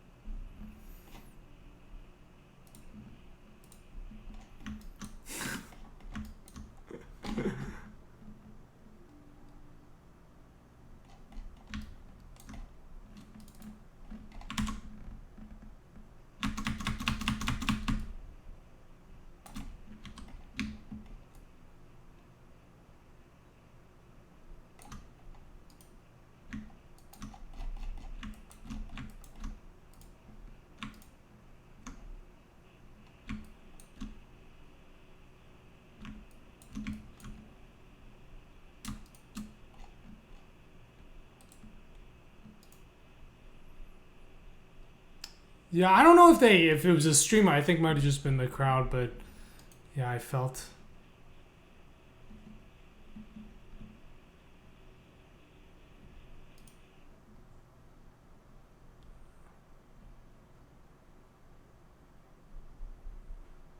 Oh yeah, that was pretty mild.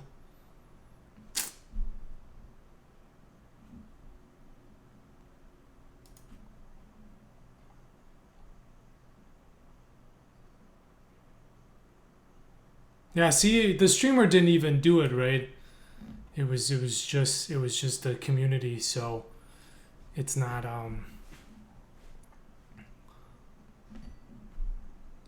yeah.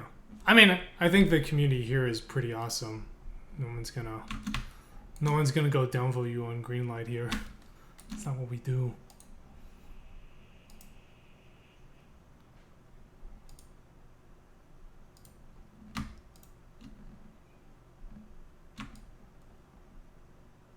But yeah, sometimes we have like there's some people that like working on they're just like going through every game dev channel asking for programming help.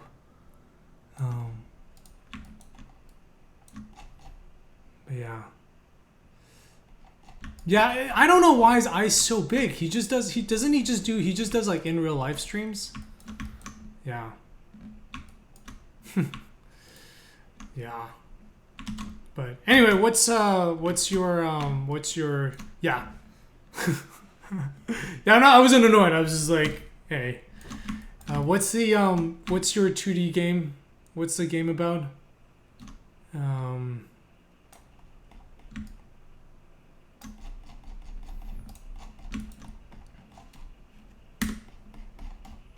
Oh, hey, this is actually turning out kind of cool. It's like this is like classic meets new wave. Classic meets modern.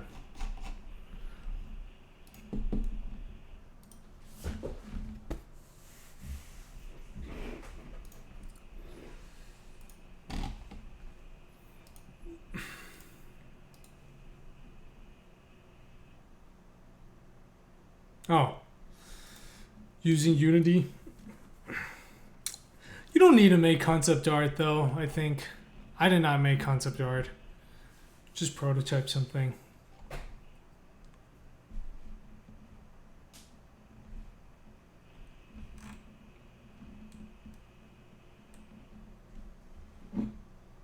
Yeah.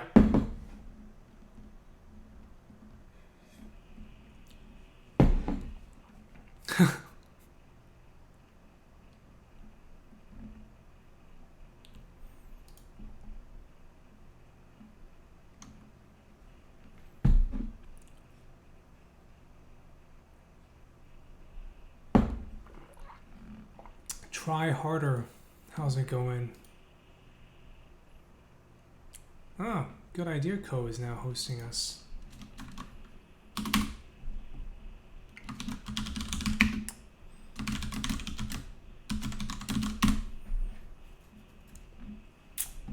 Good Idea Co. is another fellow streamer game dev. Yeah, I am. Hey, guess who's streaming? Jonathan Blow. Naysayer 88. You know, one time Jonathan Blow was here, and I think somebody was asking about game design advice, and he said something. We were all starstruck.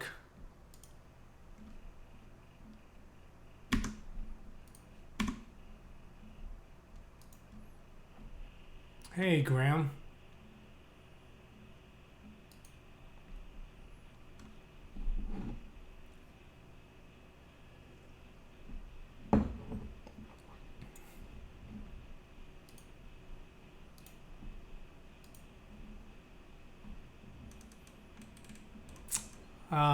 Yeah. I don't understand any of his coding streams. I wish he did design streams. Oh, I do not have an Android.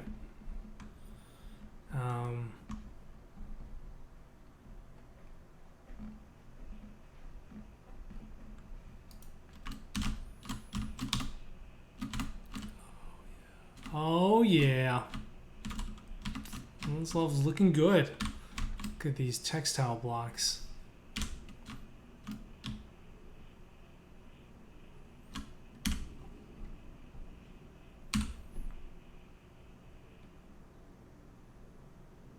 Oh, man. Ah! Forgot to leave a gap.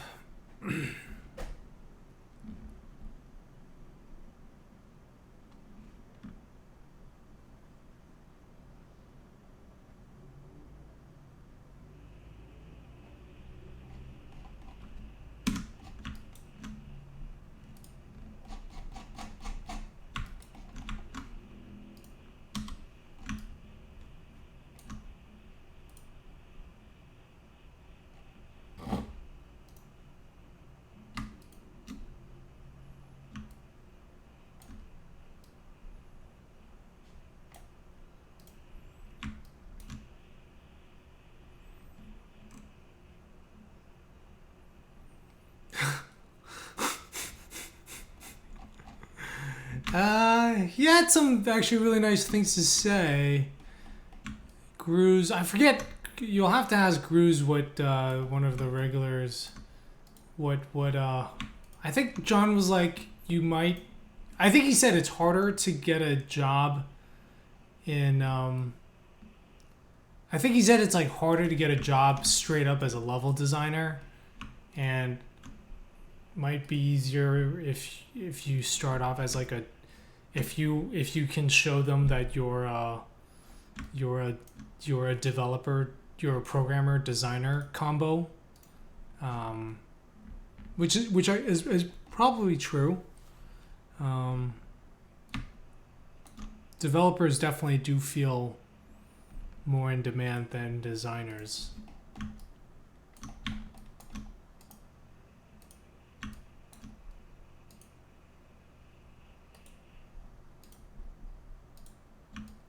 That's what John was saying.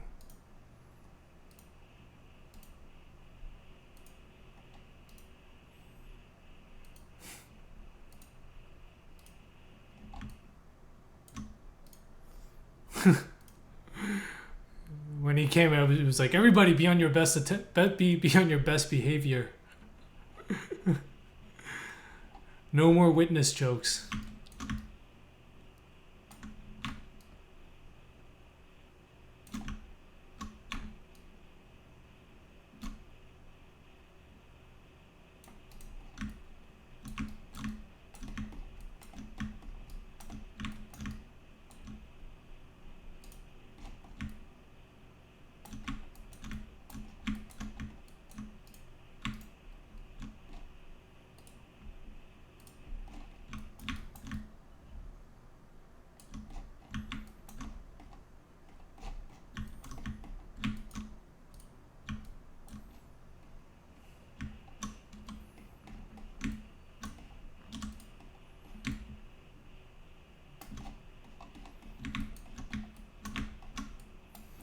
Alright guys, I think I'm gonna wrap up this stream here. Oh no, that's right, on a school night. Where...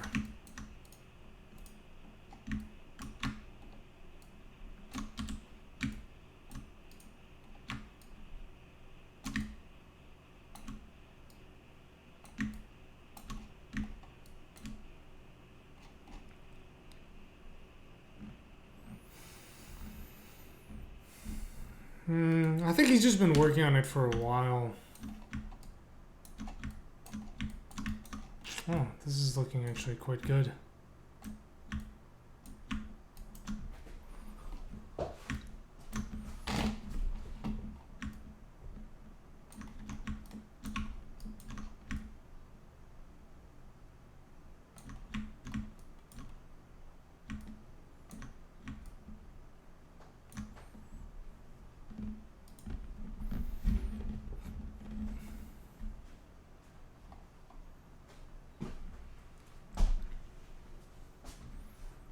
Oh, it looks like he's offline now.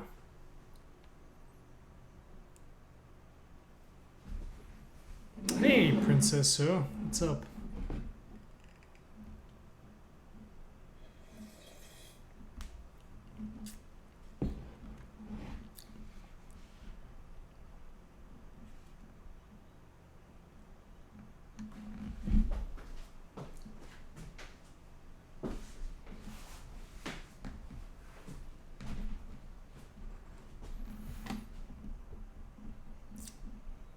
Were you listening to the Shaolin soccer song?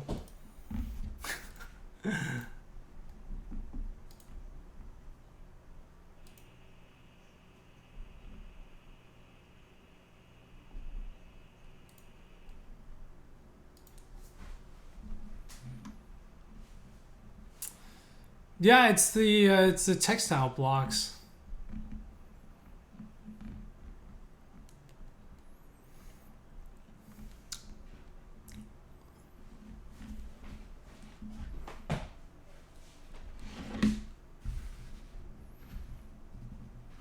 Ooh.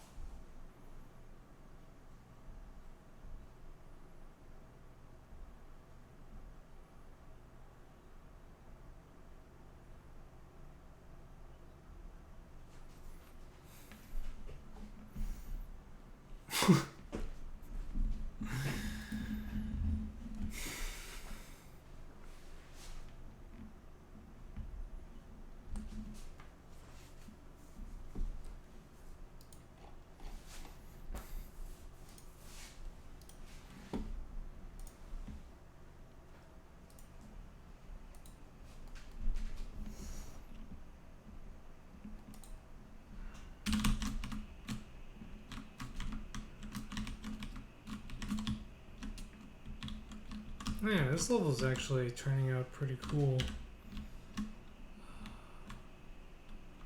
Huh.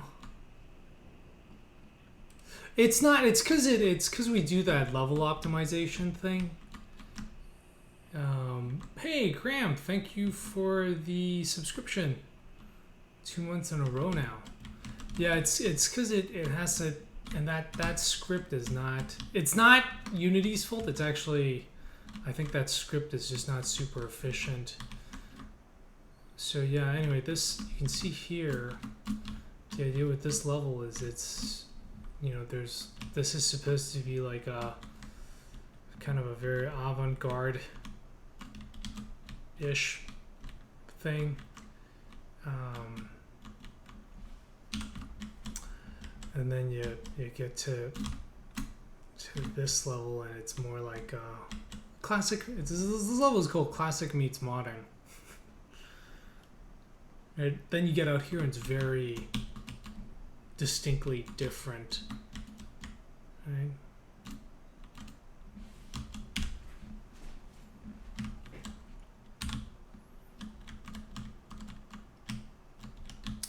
So Now, this is not... This little thing up here needs work.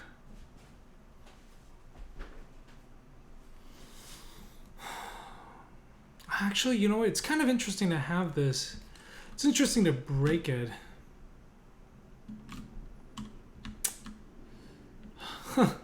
This is actually really interesting. So it's I want to try to break the symmetry.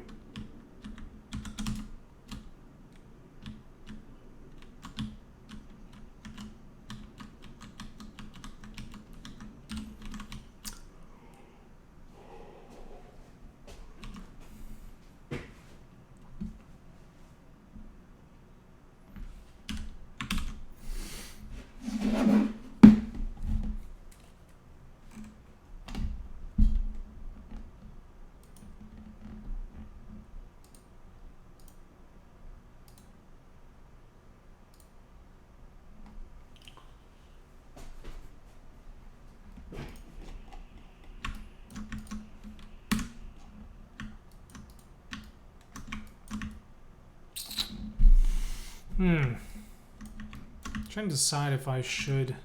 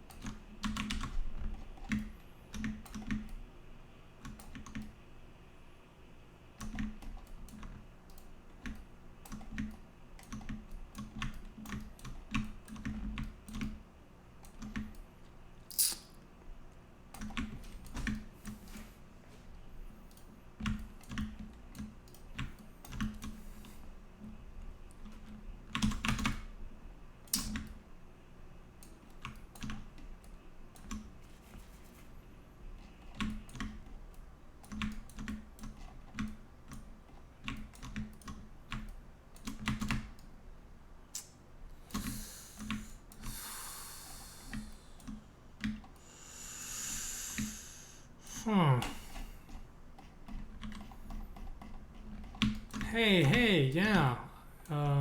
Busy. But yeah, things are going well. Oh man, we streamed for 2 hours. Not 2.5, but yeah.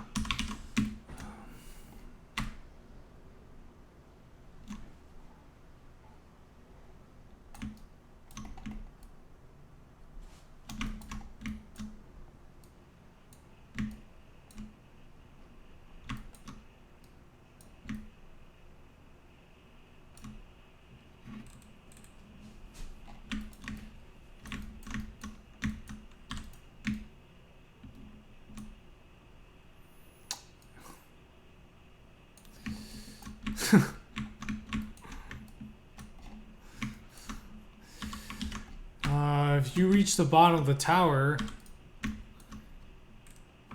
you beat the game.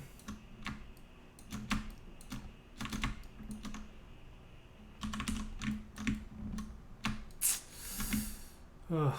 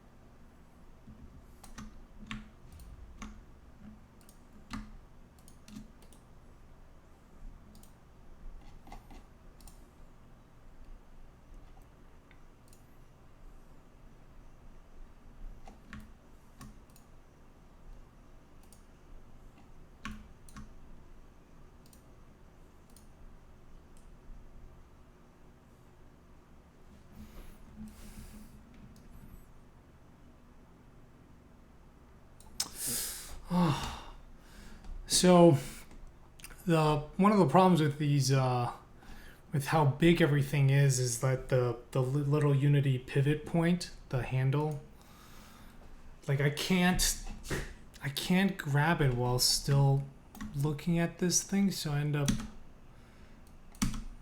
doing this like weird.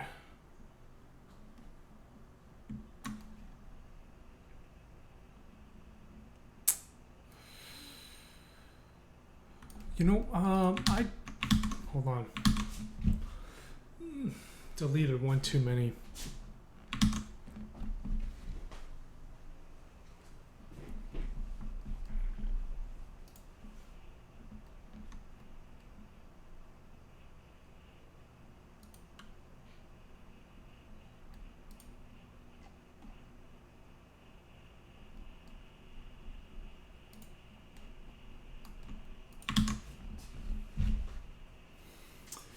I don't think so. I don't know. It's like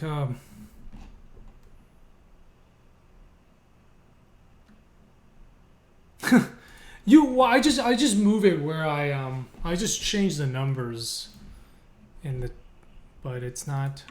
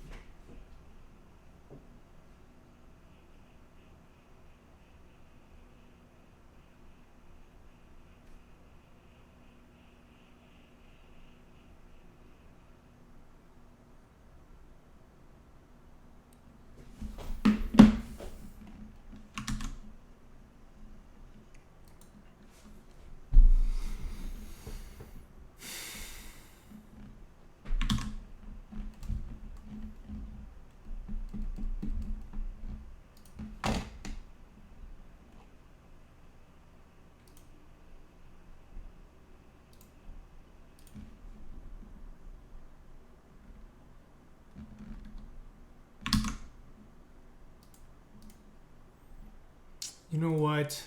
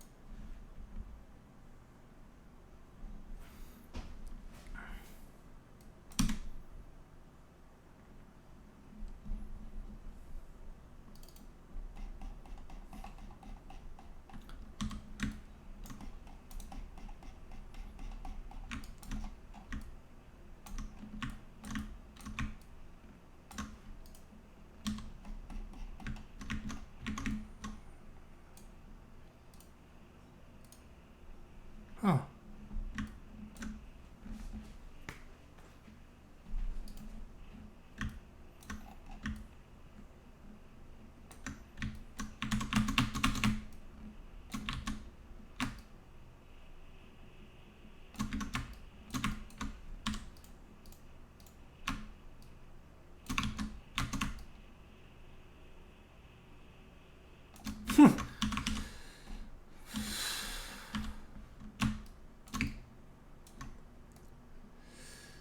That's not a bad idea, actually.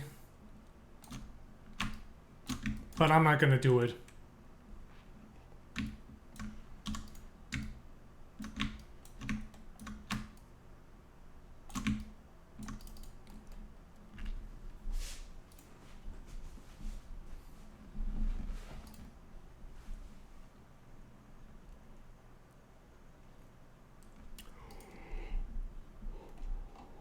Whew, man.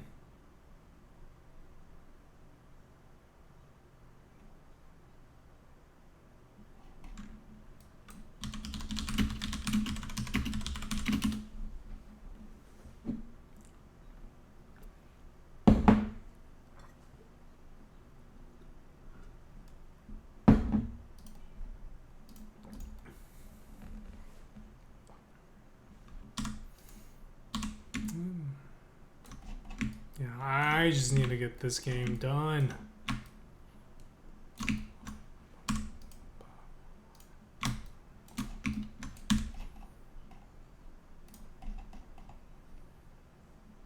Whoa, CJ Heighton. Yo, what's going on?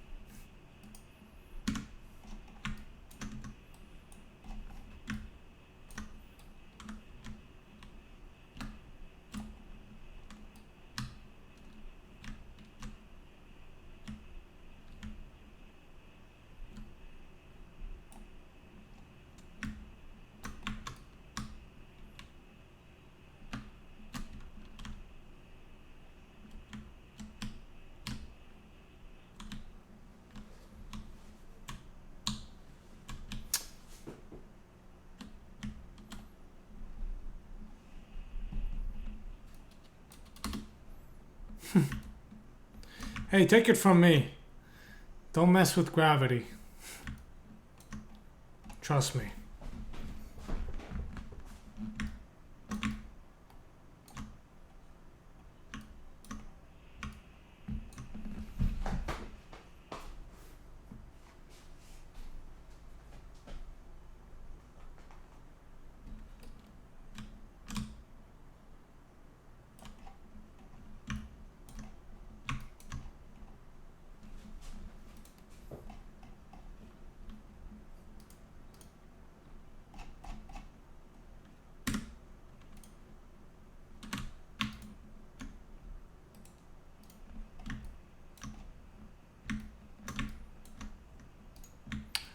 Keep it simple. That's what I said.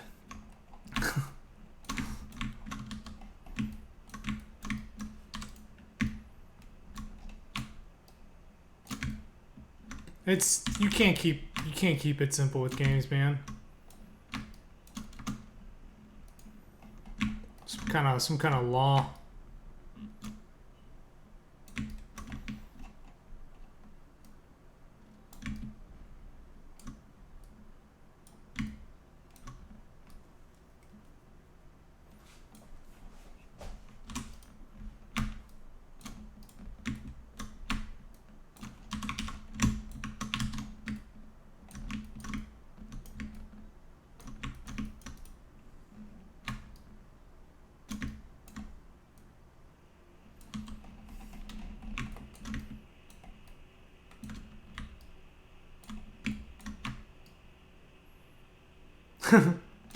Yeah, just be careful.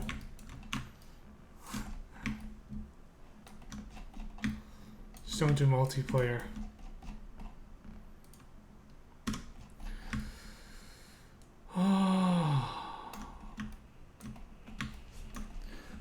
Boom, boom, boom, boom, boom. Yo, that looks great. Let's hit play and check it out.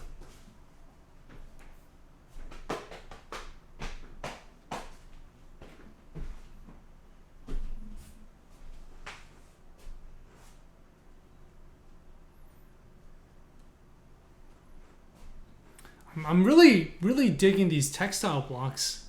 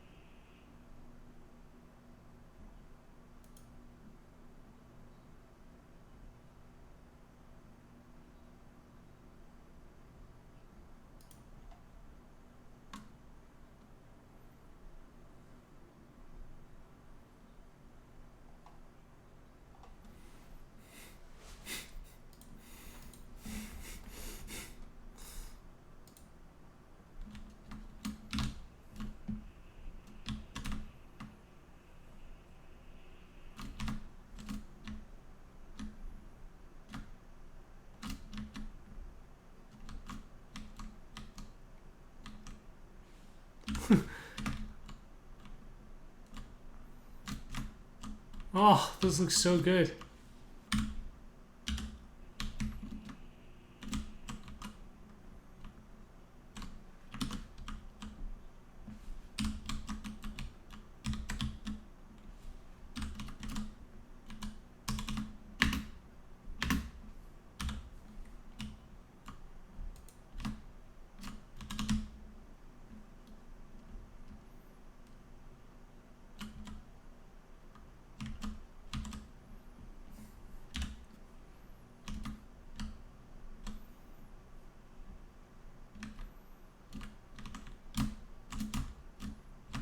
Ah.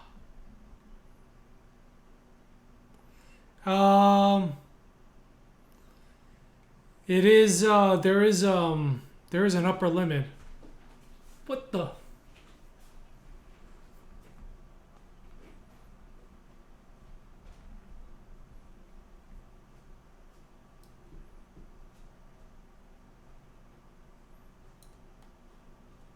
Hey, Matt.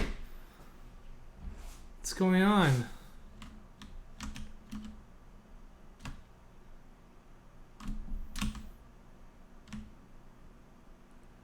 Ears are burning.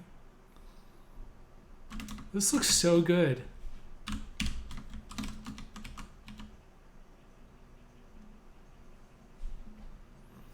I was talking to Empty Speak. Enemy Speaks. Sorry. Asked him to say hi to you for me.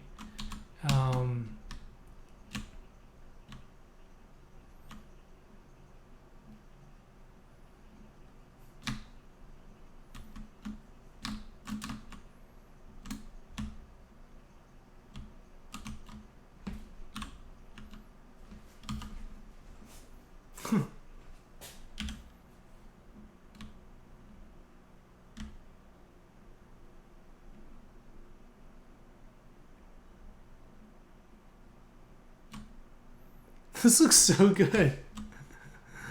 Oh man, I'm pretty happy with this, with how the game looks. Alright, I'm gonna push the changes. Alright guys. I have been streaming for 2.5 hours. This is the third stream of the day, so I am gonna go watch some King of the Hill. But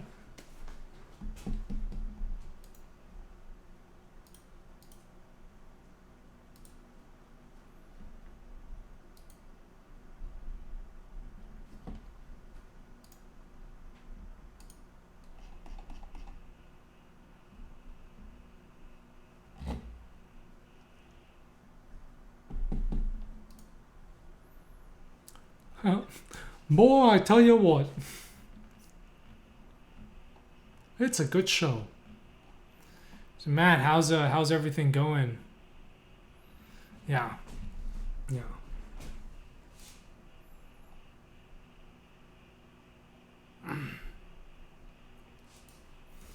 Yeah.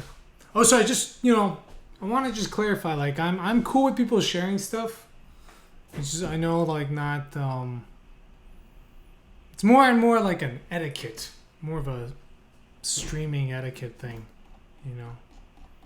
So, anyway, all's good, all's good.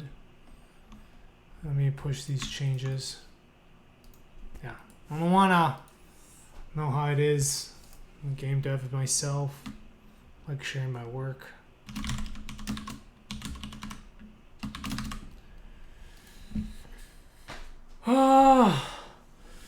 Well, I don't know. You're mad. You're already forgetting Midwest time. It's 12:30. I know it's still early for you on the West Coast, but it is. For us Midwesterners, it's already way past our bedtime. You've been out on the West Coast for a month, and you already lost your good old Midwestern values.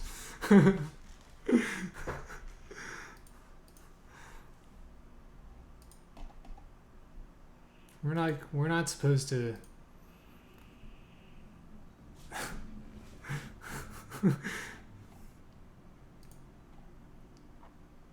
You're living that evil.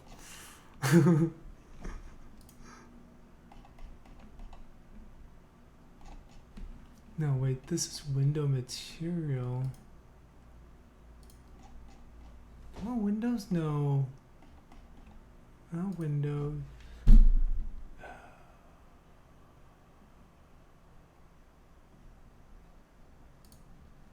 Prefabs, but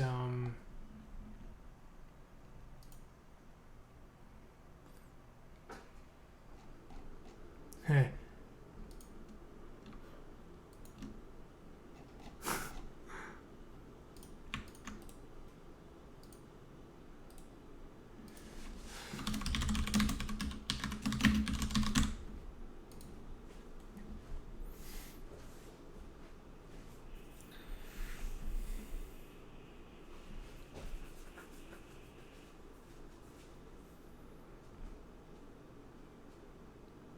What's 20? You know, I grew up in Canada and I can't think. 20 degrees Fahrenheit?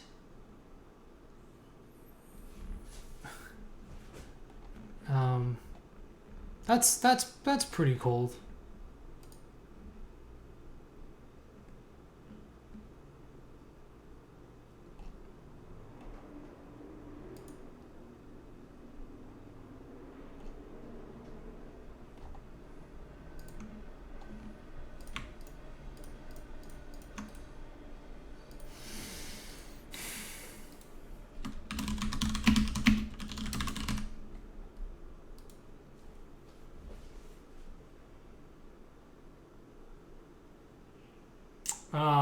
Yeah, I think yesterday was like almost 90 here in Chicago.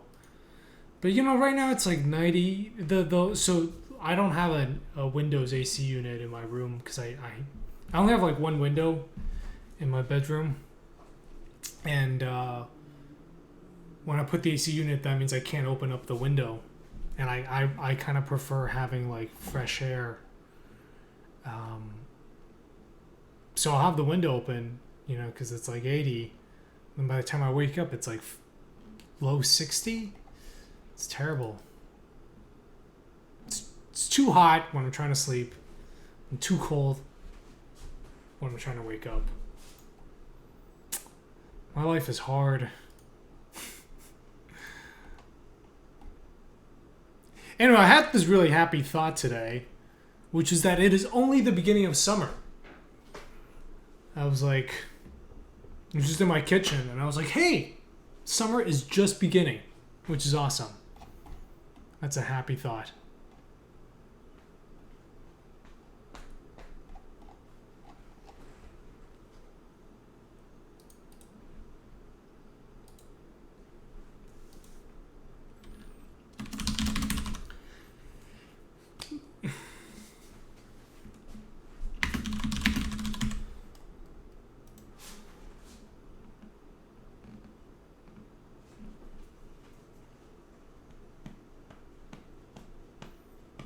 Yeah.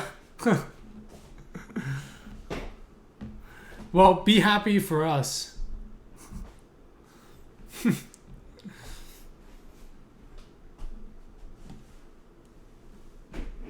You're in Australia? Australia. It's my very bad Australian accent attempt.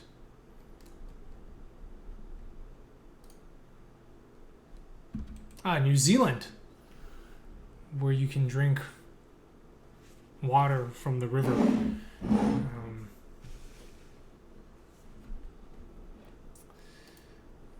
I think a friend of mine just moved to Australia. A friend of mine just moved to New Zealand.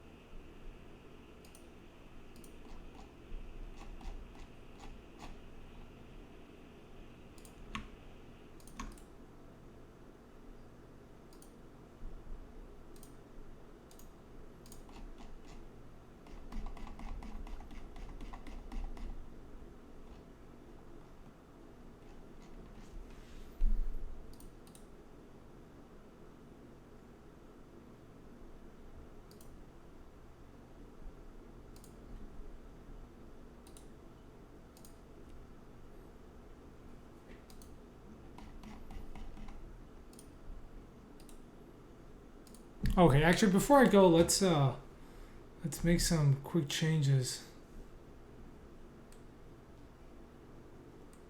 Ah, interesting. I should.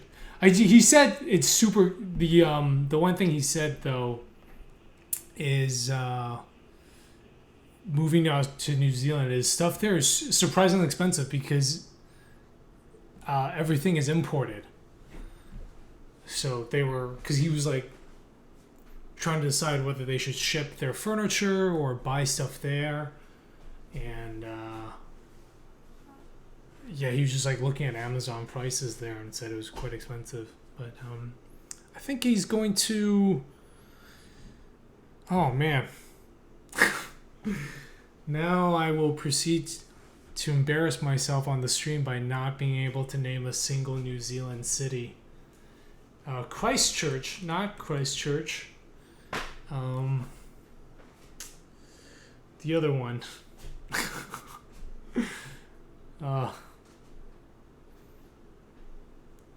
Not Queenstown. Christchurch is one.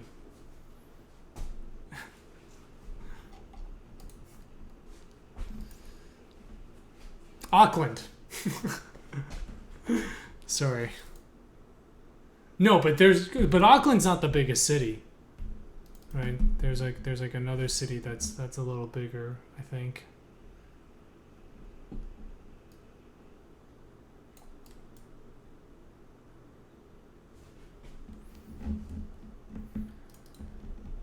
Alright, I'll stop embarrassing myself. Should have just looked it up. Auckland is the biggest? Okay. I don't know what I'm talking about. Cities in New Zealand. Cities in New Zealand. Wellington! That's the one. Wellington. Wellington.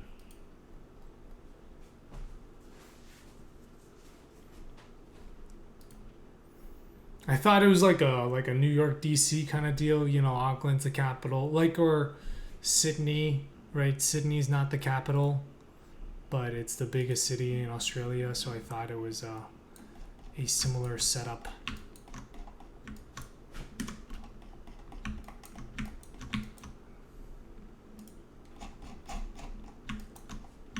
Do you like do you ever get a what's it called? A flat top? A white flat? A flat white, whatever.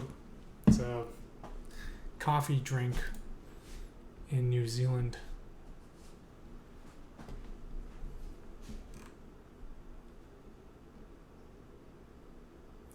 Is it normal for coffee to look orange? No. Flat white. Yeah. You know what's amazing from New Zealand? Pineapple crisps. Or it's the pineapple covered chocolate. Or chocolate covered pineapple.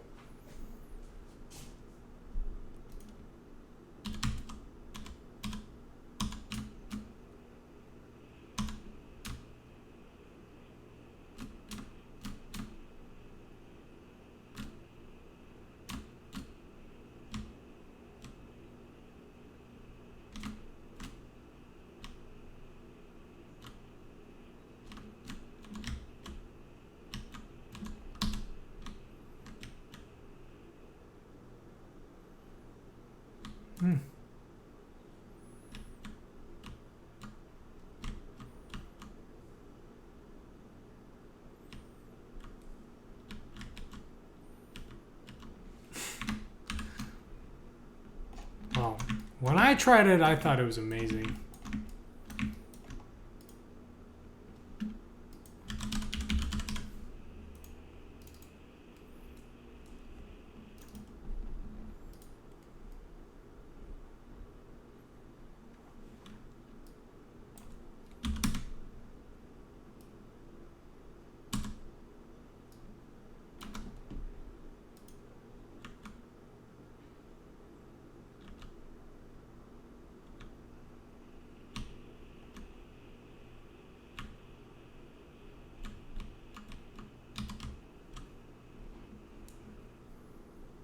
Hey.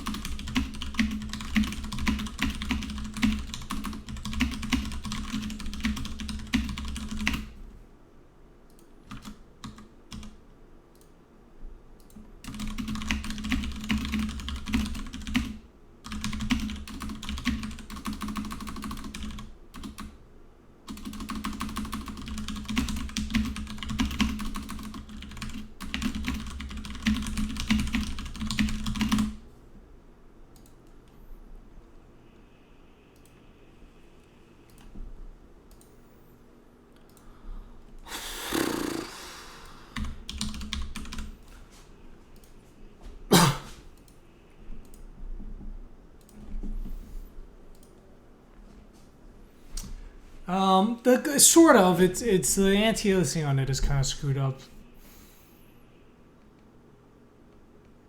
Do I program or only dissing? What?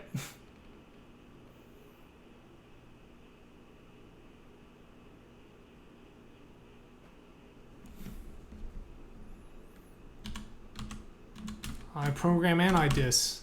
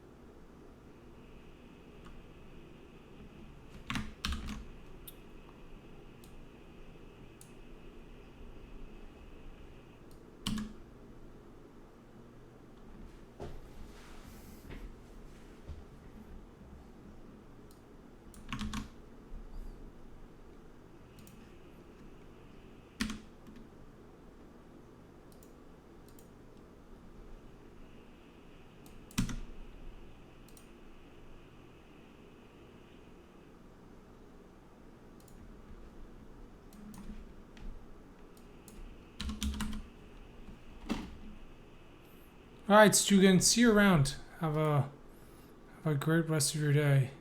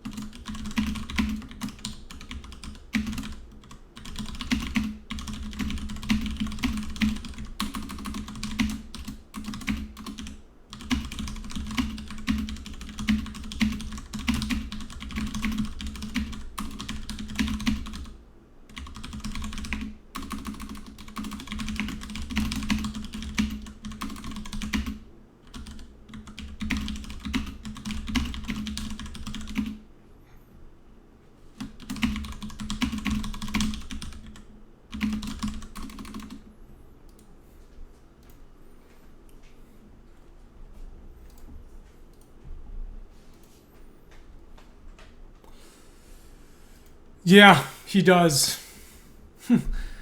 I'll ask him for some feedback.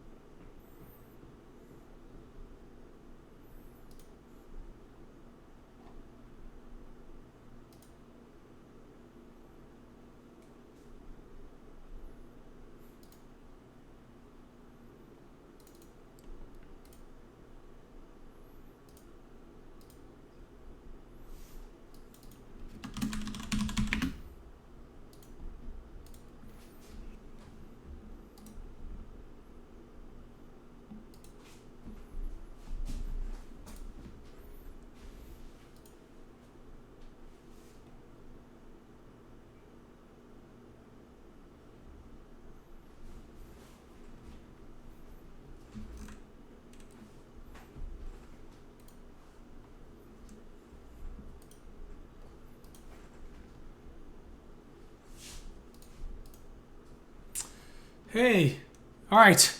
Yeah, I don't know what happened. I need to wrap it up. I'm just reviewing some of the changes that Arthur made. Just kind of going through them.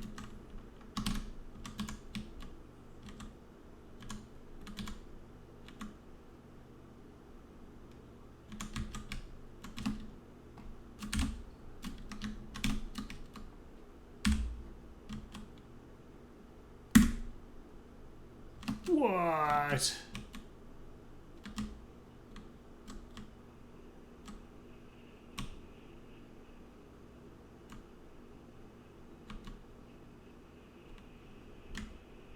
All right, I'll see you later, Matt. Let's catch up soon. Okay. It's, yeah, Arthur's in Europe, so makes sense for me to. I try to if I get the changes in, I go to sleep and then I wake up and he's got them all fixed. Magic.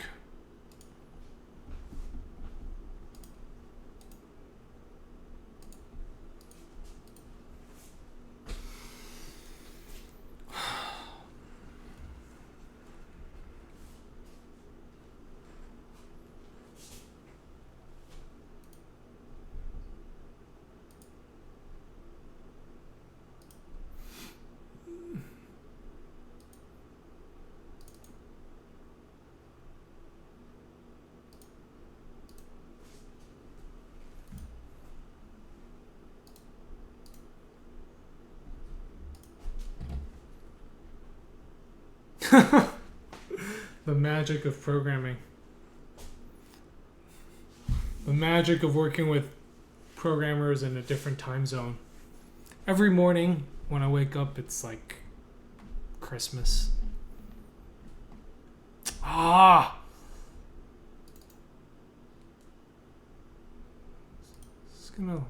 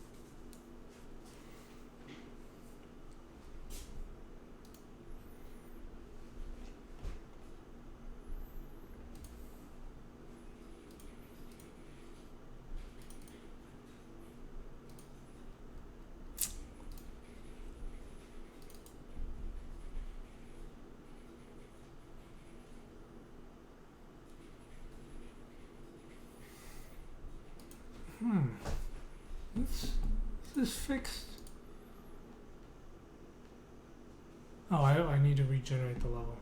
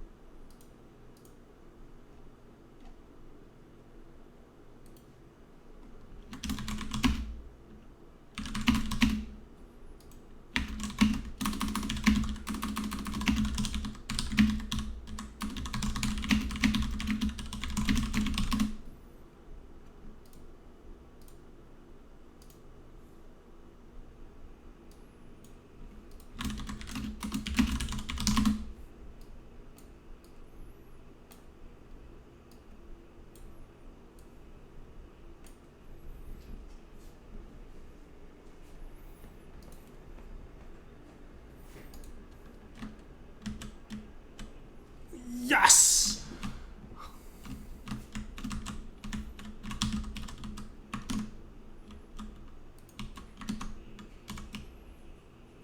Oh, look at that! There's no gap.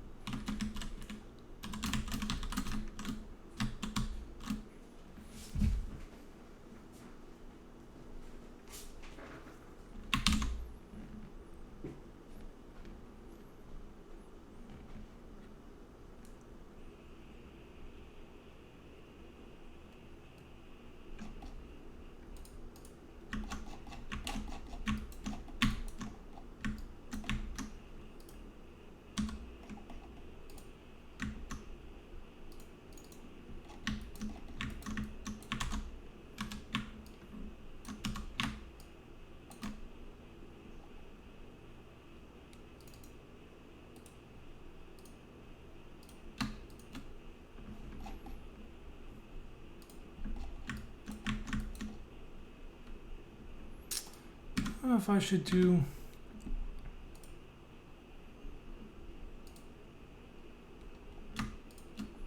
So, should I do that, or would it be more iconic to take out these two?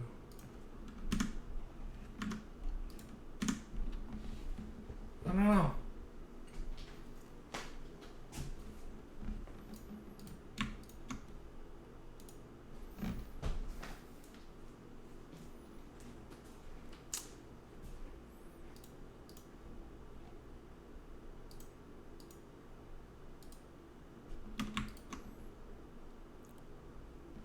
With all four corners or just two corners?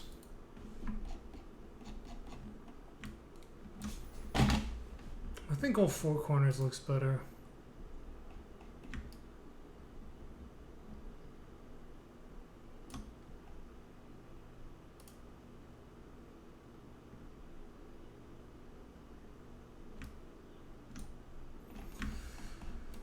Oh, just like, you know.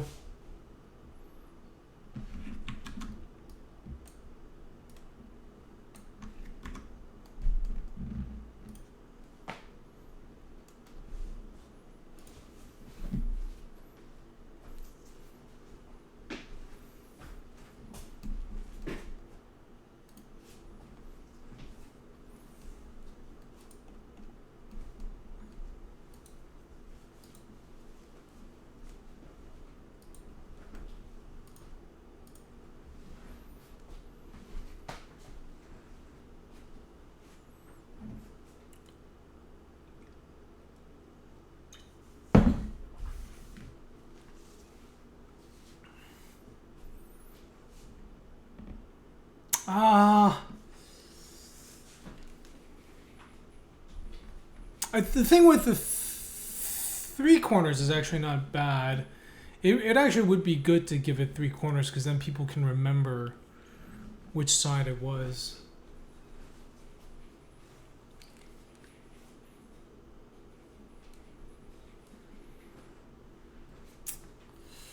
I'll come back to it.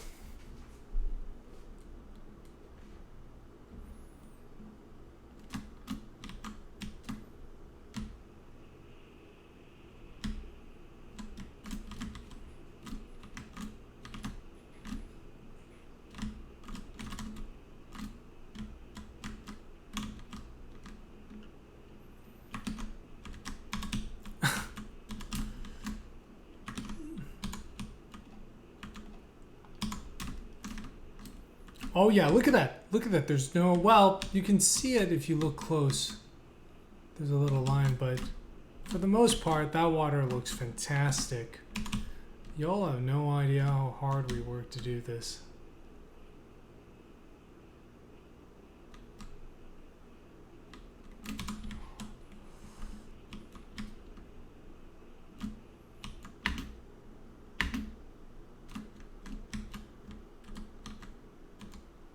Ah! Those portals are missing.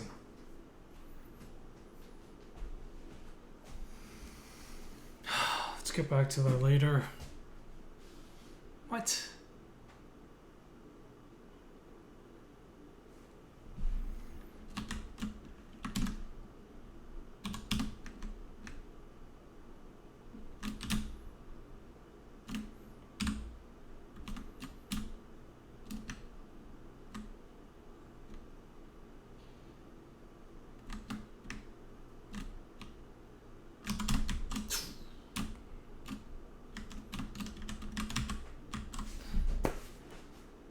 Okay, I think that's it for today.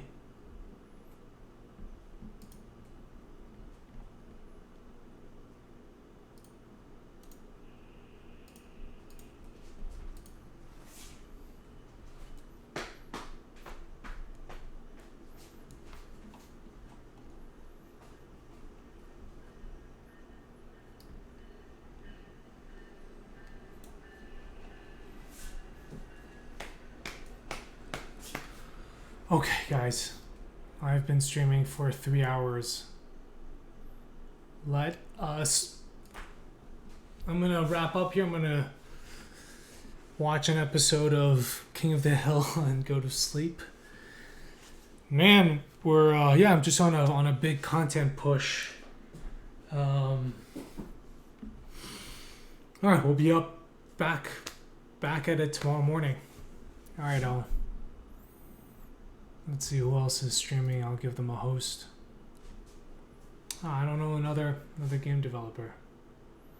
All right, I'm just gonna host Lovely Momo. It's getting there. Gotta stay focused. Anyway, thank you all so much for the support. All right, have a great rest of your day or night, depending on where you are, and I will see you all soon. Bye-bye.